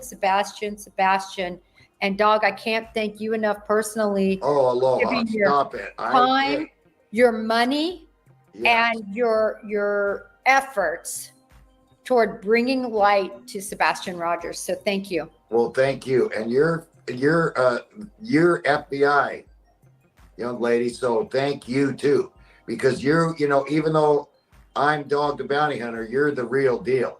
So thank you. And together with all our friends and Nick, Francie, my wife, everybody, we are going to find out what happened to Sebastian. Amen. Amen. Aloha. Thank you. Bye-bye. Thank you. Bye-bye. Aloha. Yes, ma'am. All right, we'll go ahead and pause it right there. And that was a really good episode. I'm glad that we were able to get through it. And I've been wanting to watch that for a while. A lot of good nuggets. It took a lot of timestamps down based off of a lot of stuff that was being mentioned. Very awesome interview, interesting interview, and a lot of crumbs as well. For sure. All right, so we're going to get into some of this footage here. Now, I'm going to take you to the map here. Here, let's get rid of the blue circles.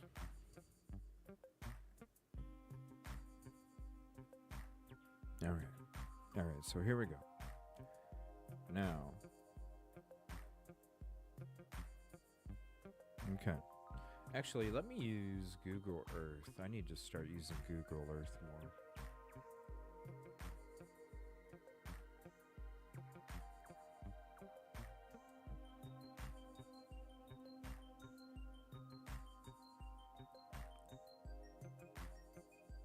Hold on one second. All right, so I'm going to show you a couple cameras first. We went into this in the first show that we were doing it. Okay. I'm going to talk about a couple cameras here real quick, and I'm going to switch back between Google Maps and Google Earth.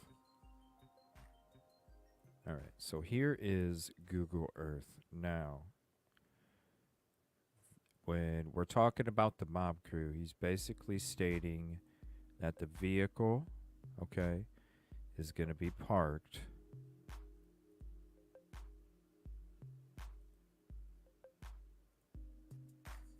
in this area. Okay. If you're going off of the footage, now we're going to check some of that stuff out later on. Like I said, first, we're going to go through this part where we're going to specific houses.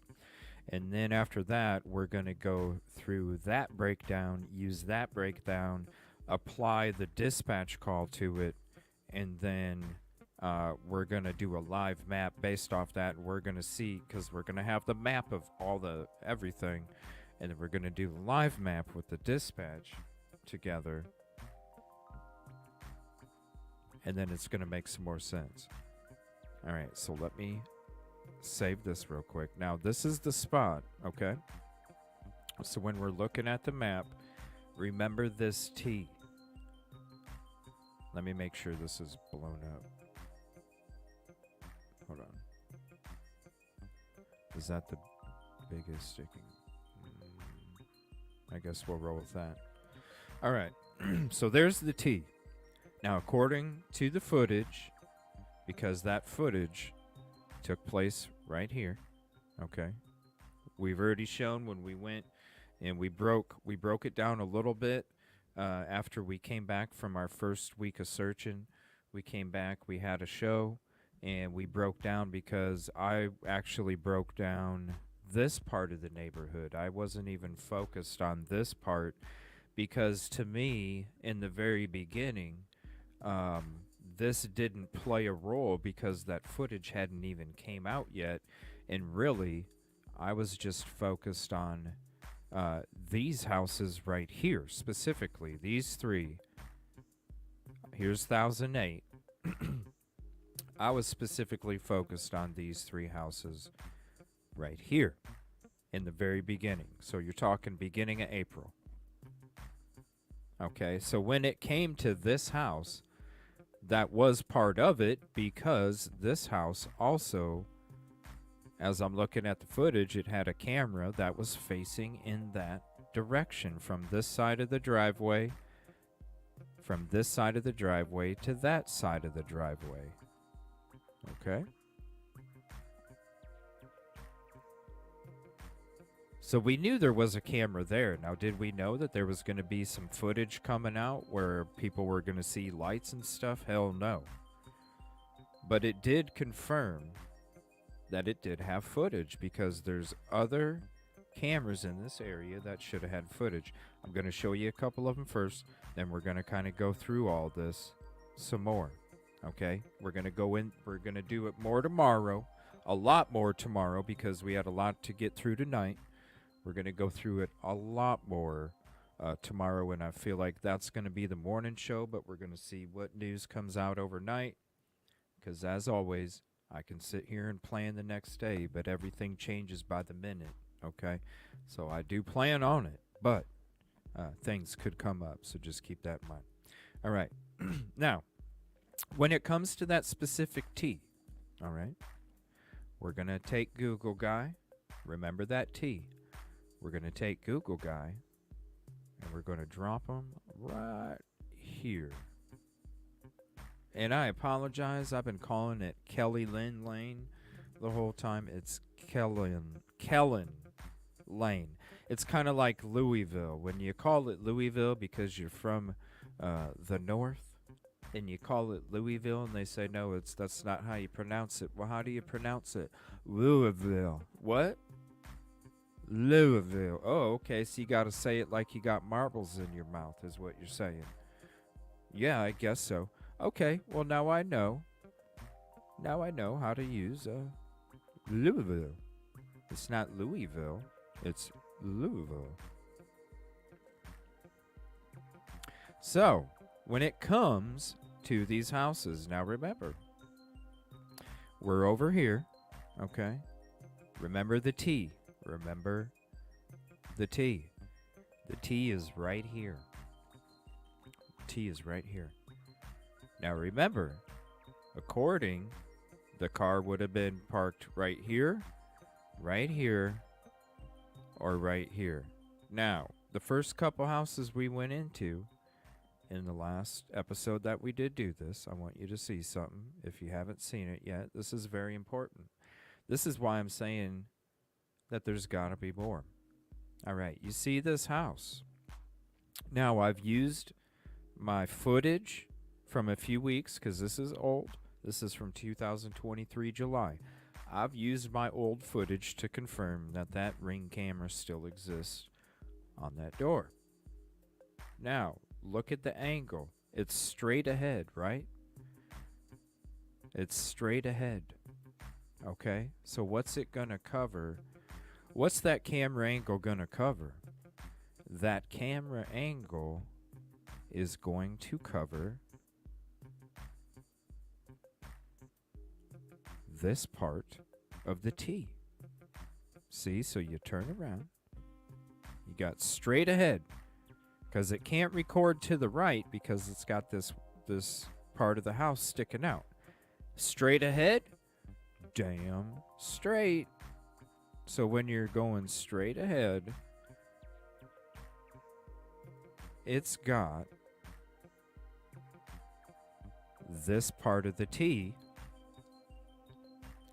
in its sight. So if that car did park there, here's two things though. This is what's important about this one. This is what's important about this one. Not only would it catch the vehicle driving by and possibly a silhouette, how many occupants are in the vehicle, the make and model of the vehicle, because you're directly looking at it at the side. It's not a angle of a vehicle. It's not an angle of a vehicle. You're getting directly side. You're also getting any kind of activity that might have picked up right here based off that, but probably about right here is where it gets cut off for the view. They might have got a little bit of it, but at least listen, this is the only way you can go in and out from this neighborhood. They would have had to drive by, and when they drive by, guess what? There's a silhouette or possibly how many occupants are in the vehicle. Now the next house, speaking of the T again, all right? So look at where we're at. We're right in the middle of the T. So we're going to be right here. This is where we're at. Okay? When it comes to this area, this was already confirmed on the footage from just a couple weeks after the crime took place. There's another ring cam. Look at the angle that it's going. This is basically straight ahead to that ring cam. So what are we going to do? We're going to turn around and we're going to go directly straight ahead. Look what it picks up. It picks up this corner. It picks up this road. It picks up that corner over here. All on one camera. Also, it picks up anybody else driving by to enter or exit the neighborhood. Two specific cameras that would also have a lot of information, because the one that you're seeing the footage from is coming from this camera right here. Now, we knew that already when we did this back in April, because this is why I looked at this house as part of it, because it shows the backyard. What was the story? The story was that Sebastian walked out of his home. Well, how would he walk out of his home? As I drove by and I drove and got the footage, guess what? I saw it with my own eyes. Who has what that could have caught Sebastian? The reason I even looked at this camera was because I said to myself, he would have had to walk through the backyard. Now, there's trees and all sorts of stuff, but you know what? When you're looking at it, it's a camera, and it might have caught something, even if there's some trees over there. Oh, there's plenty of people saying the cameras weren't working. That's why we're breaking this down. Then we're going to go through the dispatch. All right? Now, let me go to the footage here. And what I'm going to do is I'm going to check out this house. That probably won't. We'll check out this house. Let me see. We'll check out this house.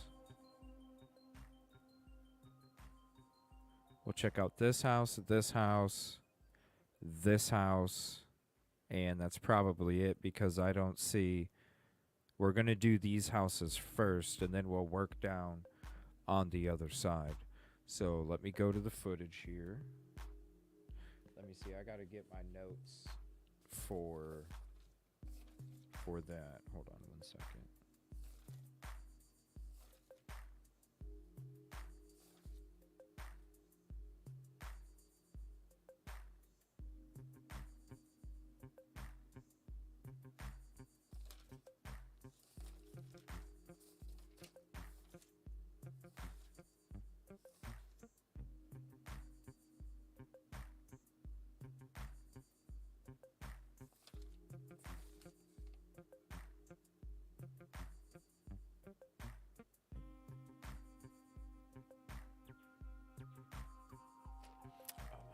Where did I put it? I must have it in a different stack. All right. I'll just pull up the video. I'll find my notes tonight. I thought I had them in that stack. All right, hold on. We're just going to go to the videos because I already know where we're at.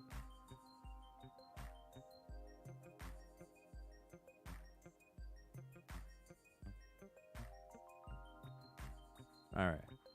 So we're going to pull up the side view here. We're just going to start from the beginning. Here we go. Same time. All right. We're just going to start from the beginning. We already know where we're at based off the last houses that we checked. So what I'm going to do is I'm going to do the same street, the same side, and then when we come back around, I'll check those other ones too. All right. So we're just going to give it a minute. I pull in to another road. I basically do this whole area, make sure everything is covered. So I do go through some areas twice that are key important areas just in case there's a bird flying in at the last second. Who knows? You never know what's happening.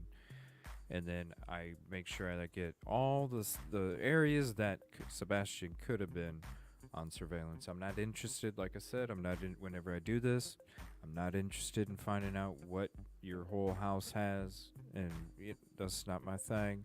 I'm just trying to find out what would have picked him up and what wouldn't have picked him up, and that's the only reason for doing it. So nobody ever has to worry about anybody's home, like, being mapped out or some shit.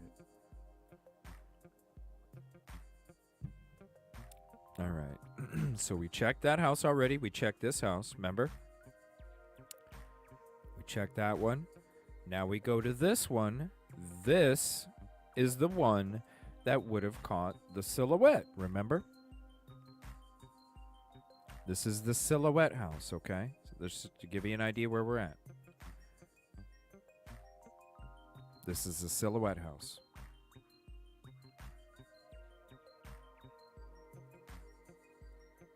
Okay, so now that we know we're there, we're going to continue. Now we know that we also checked this house. As you can see on my footage, we're at this house now, and you can see that the same Ring camera exists on Google. So now we're going to go to the next one.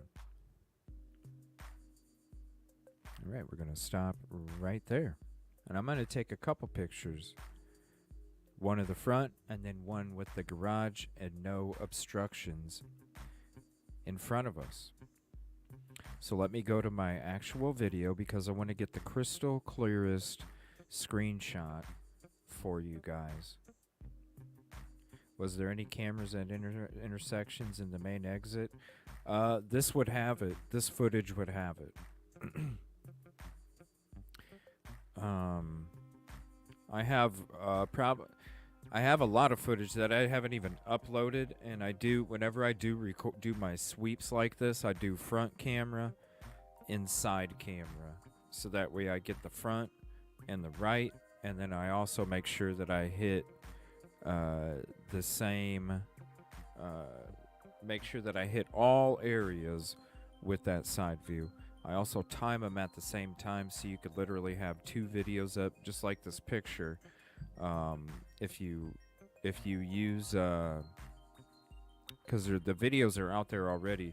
Basically, it's this picture that, like, if you put the 2 sides together, you'll be able to see, like, it'll be like you're riding in the car. So the front is the Sony 4K, the side is the GoPro 5.3K. It's facing on the right side, so just like this screenshot here, I had 2 tabs open and I split screened them, and then you basically just hit play on the left, play on the right, and it's like you're riding in the car. So that way, if you're confused where you're at on the side, you can go to the exact timestamp of the front and kind of give you a really good idea of, you know what I mean, where you're at. And that's why I did that for the community. So if anybody wants to use them, please do. That's why I uploaded them and did that way. So that way people could not only be in the vehicle, but also know exactly where they're at based off the footage. All right. So let's see here. Let's go back to... All right, so we know that this camera is legitimate on that house. But what I'm going to do next is we're going to take a picture, a couple of them, of this one. 130 is what I need to go to, so give me 1 second. I got to pull up the file.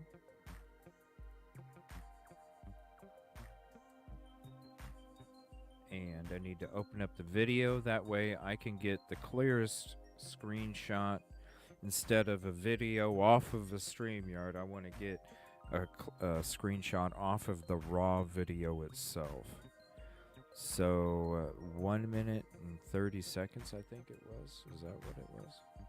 Let me make sure. 1 minute and 30 seconds. All right, give me one moment.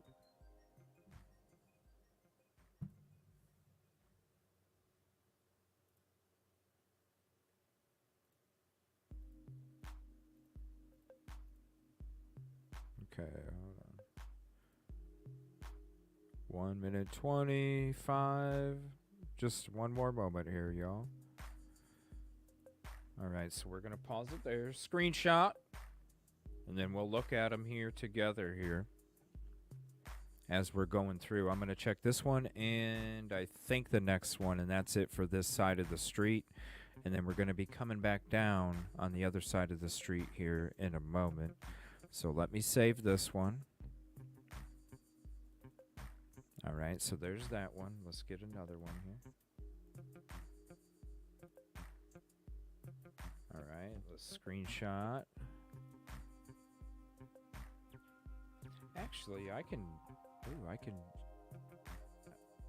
just do a widescreen screenshot, and that's basically covering the other house too. So I can knock out 2 houses with one. All right, so let's save this here, and then we're going to check out both of these screenshots here. All right, there's that. All right, so we'll put that video back. We're going to stop that. We're going to present. All right, let's look at these photos here.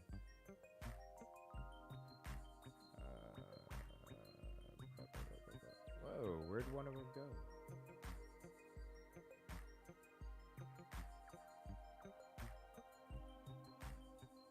Oh, what the heck? I gotta go back a couple seconds. Hold on 1 minute.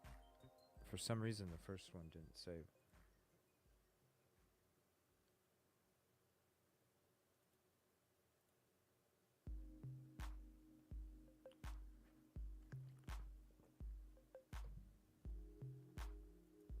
All right, there we go. You better work.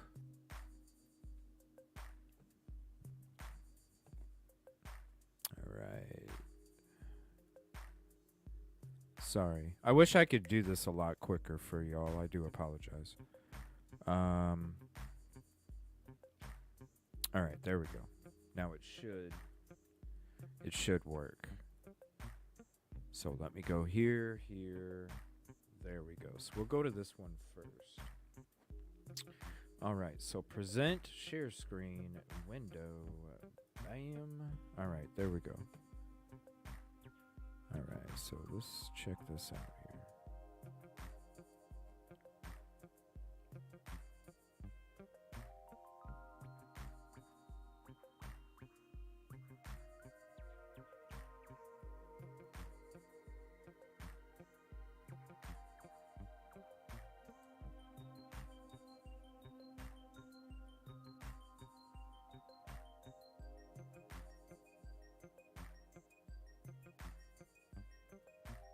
Nope, those are lights.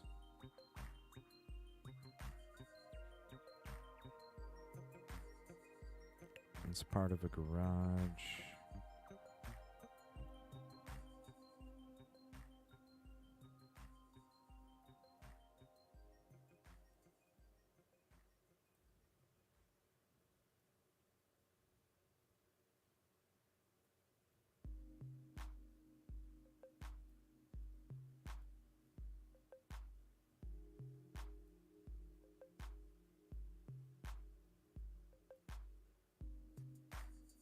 Okay.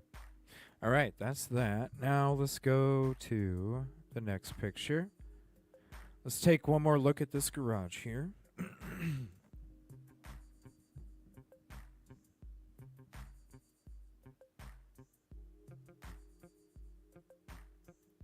me see something here. Let's go back. Let's go back to this.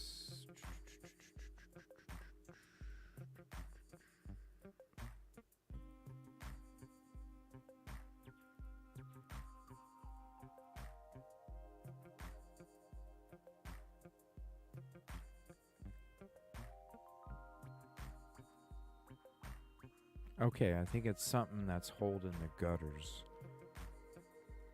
But what is that? Because it's not on this. It's not on this. But what is this? Hold on. Let me flip it back. I don't know if this is a camera. I don't think it is. I think it's some kind of light, but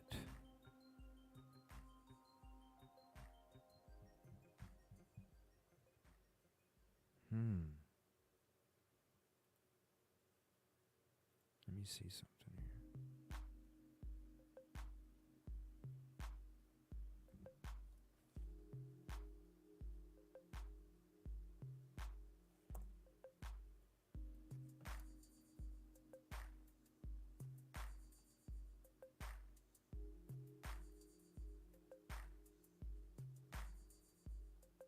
Okay.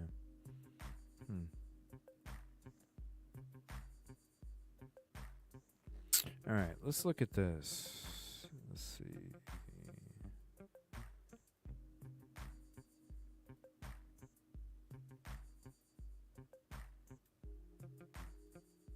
So, let's see. So everything else to the left is be covered by trees. That's all covered by trees.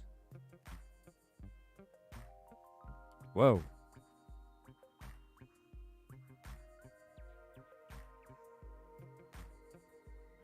Whoa. What the hell is a manhole doing in the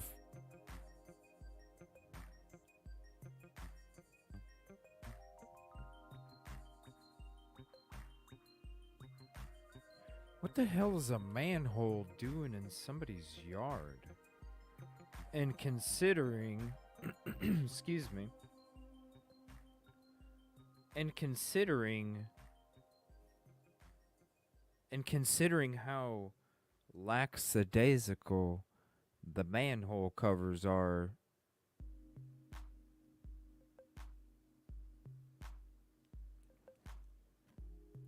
yeah, that needs to be checked. This is my footage. This is not Google.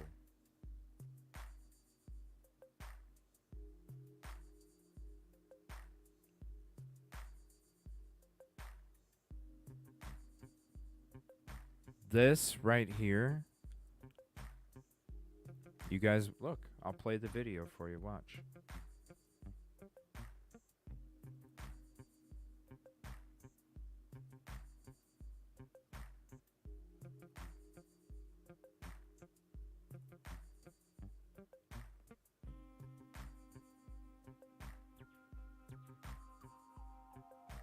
I know, I do too, Busby.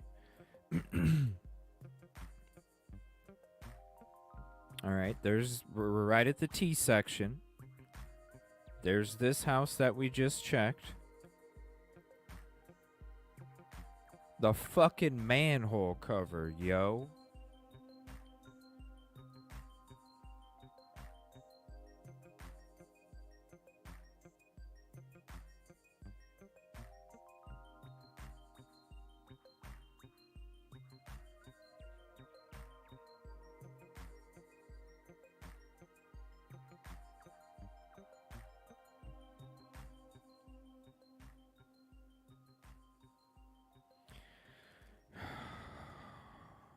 You know, I always had a feeling about these drainage pipes.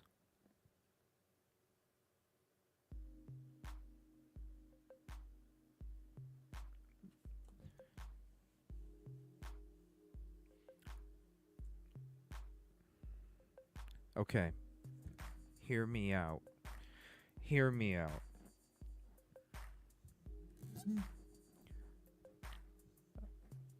This needs checked ASAP.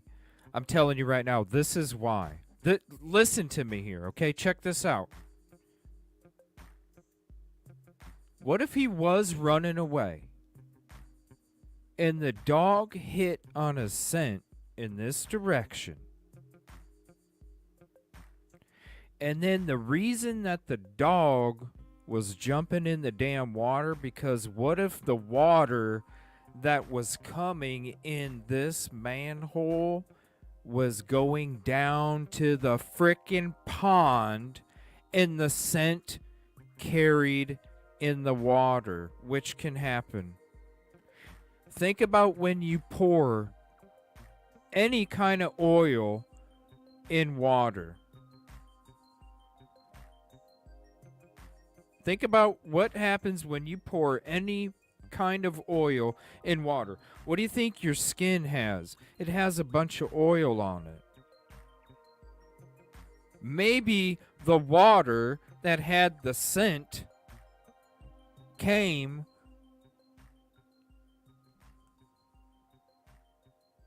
This manhole needs checked tomorrow, tonight, whatever the F. This manhole needs checked now.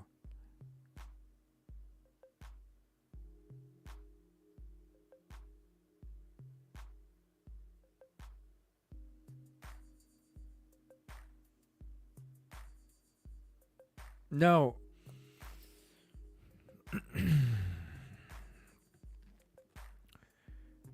I think it's a way for people to get in. I think it's a way for people to get in because you can't get in through the ones on the street. You have to get in through there.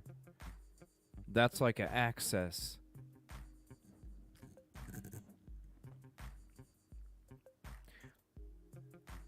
I can't check it. I'm not there, and you have to have a city official do it. Reach out to your city officials, okay? Reach out to Henderson Sewer and Maintenance or something. Whatever the damn department is. That's right, Tara. They separate, and it carries. So what if this water carried the oil that was down into the pond? Oh, my gosh. This thing needs checked right now. Right now. Oh my gosh. Okay, hold on. Let me. Oh my gosh, you gotta be kidding me.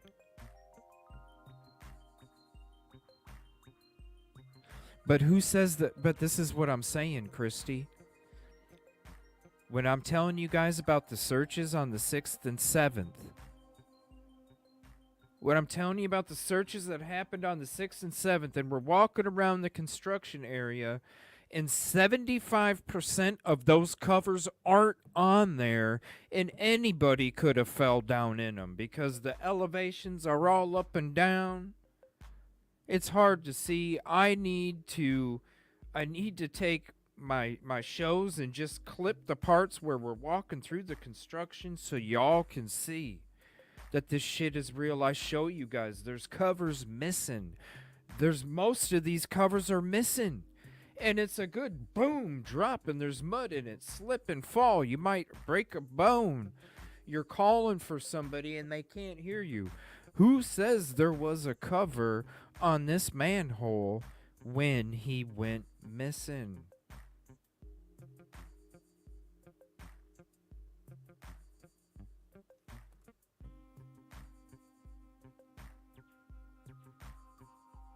Or that too, Moon. Hold on a minute. This is...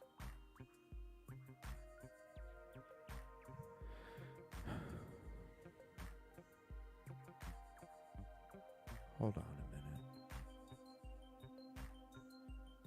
Hold on, I gotta handle something in the background here real quick. Here's another one. Hold on.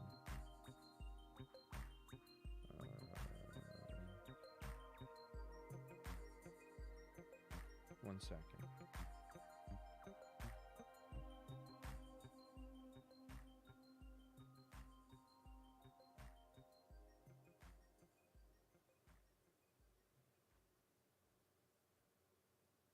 Hold on one second, you guys.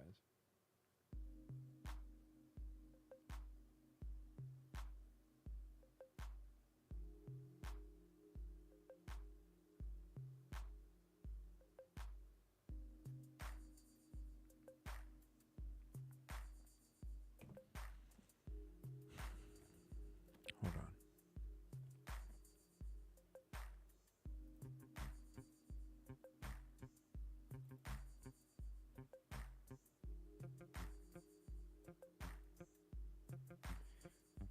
I'm gonna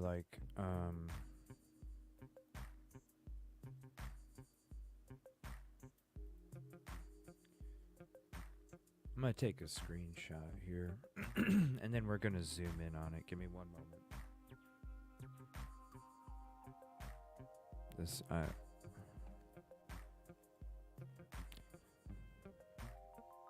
We're gonna zoom in on it, okay?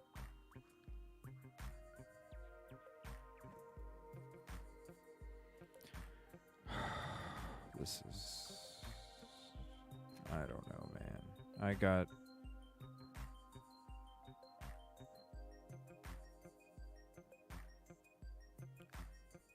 Can somebody please reach out to the local...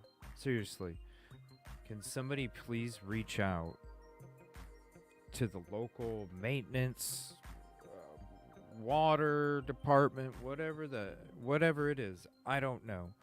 Please reach out to the local and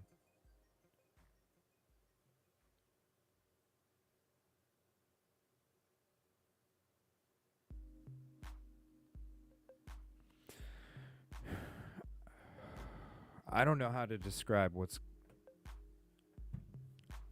It just needs checked out right away. So please, if you have the availability to reach out to the local departments, please. Let's zoom in on this.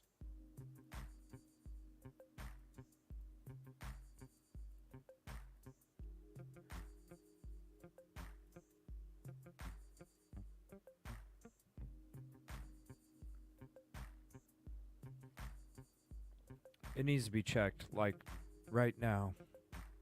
It needs to be checked right now.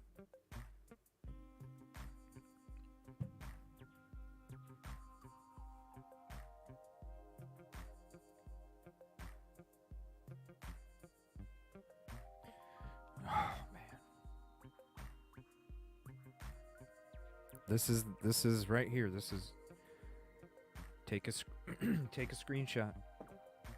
Take a screenshot. Send it to them. They'll know. It's let me see. Excuse me.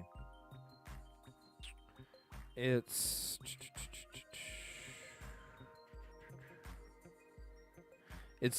between 10:12 and 10:14. Between 10:12 and 10:14.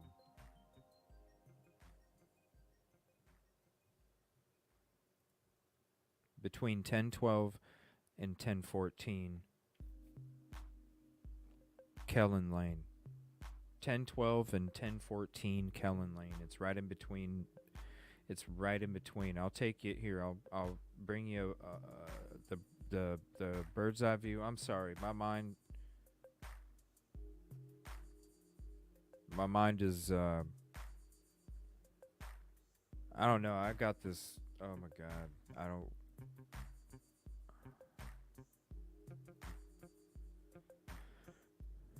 Right here. Okay. Here, let me do Google Earth. And that'll be better. Okay. Stop sharing. Share this screen. Okay, here's Google Earth, okay? Between 10:10 and 10:12. Right there. No.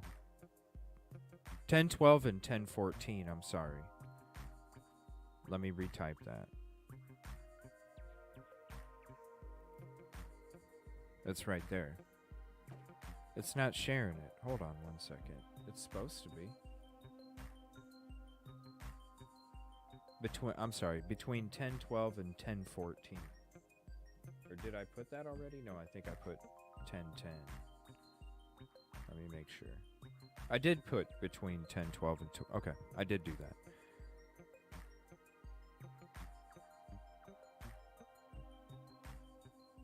I don't know. I'm sorry. My mind is like.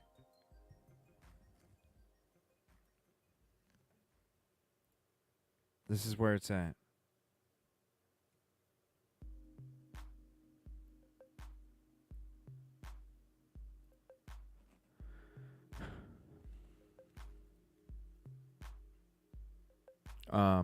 Okay, well, I know what I'm doing tomorrow morning. Unfortunately, I have to hop off for the evening. I would like to stay up with you guys longer, but I can't. I got a lot of other work I got to do in the background tonight. Oh my gosh, and there's the house.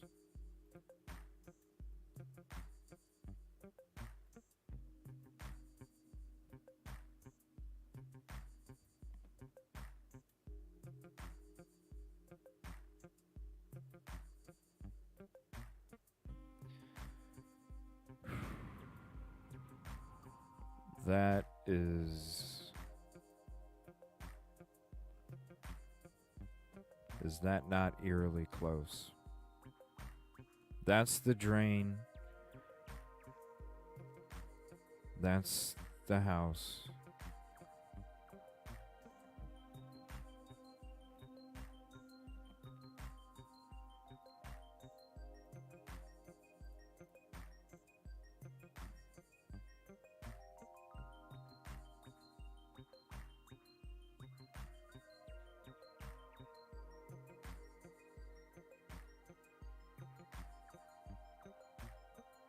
Please.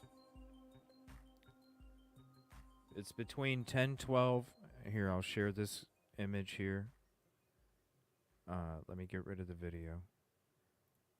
I'll share this image here. Okay, this is Google Maps. It's between 10:12 and 10:14. And then I'll zoom in to show you. Here's the house. Here's this right here. It's right there. So when you see this,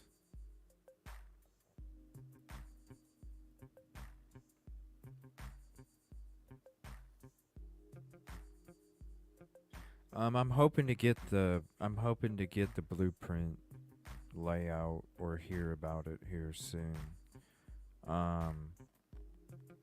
it was mainly in regards to the other ones. Yes, this is yes.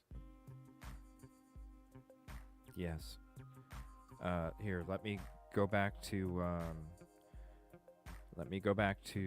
Google Earth, and I'll zoom out for you, okay? Here's where the drain that we're showing on the screen. There's the home right here. There's the home, okay? I'll zoom out for you. There you go. It's right there.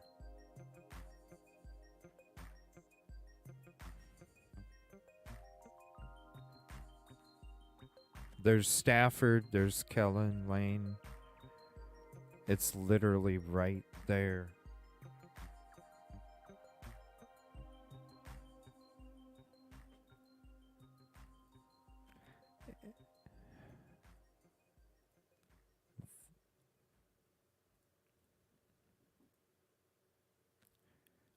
This is crazy.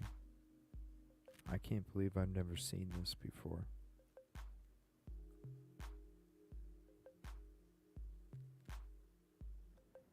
How far from the retention pond?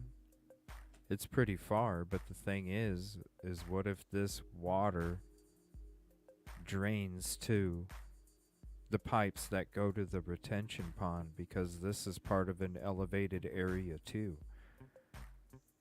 The elevation is higher on the left, so the more you go to the right, the lower the elevation goes down.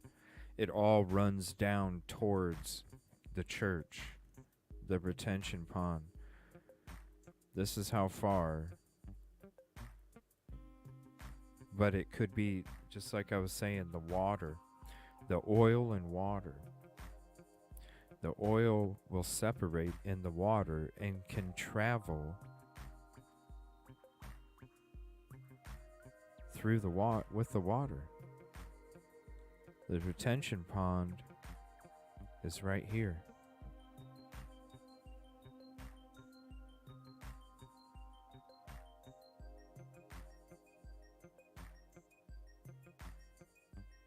So right there, where my cross is the retention pond. The bottom of the line of the yellow is where the drain's at, and the house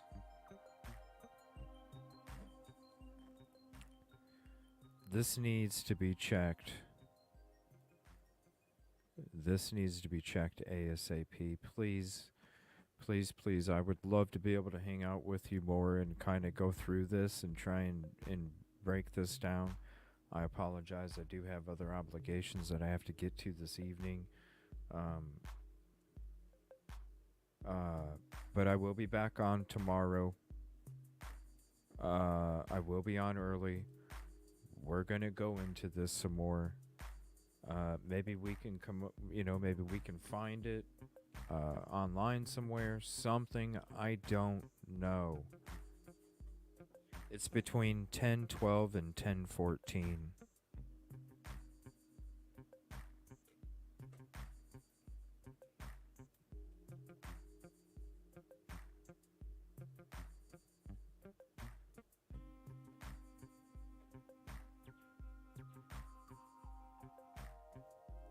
Between 10:12 and 10:14, Kellen Lane. Please, we'll talk about it tomorrow. Please hit the like if you haven't yet. If you're not subscribed, you're just coming across the channel, please subscribe. If you're not, come on back. Thank you all for being here. Thank you all for your positivity, your support, your belief, your trust. Can somebody, I don't know. This has got to be checked right away.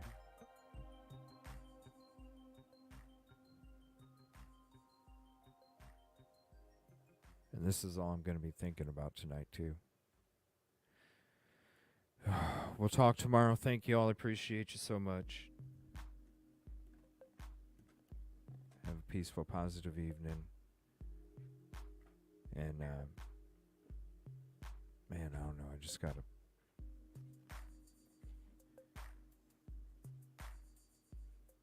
I just got a bad vibe, man. I love you all. We'll see you tomorrow. Stay safe too, please. And tell your loved ones you love them. You never know. We'll see you tomorrow.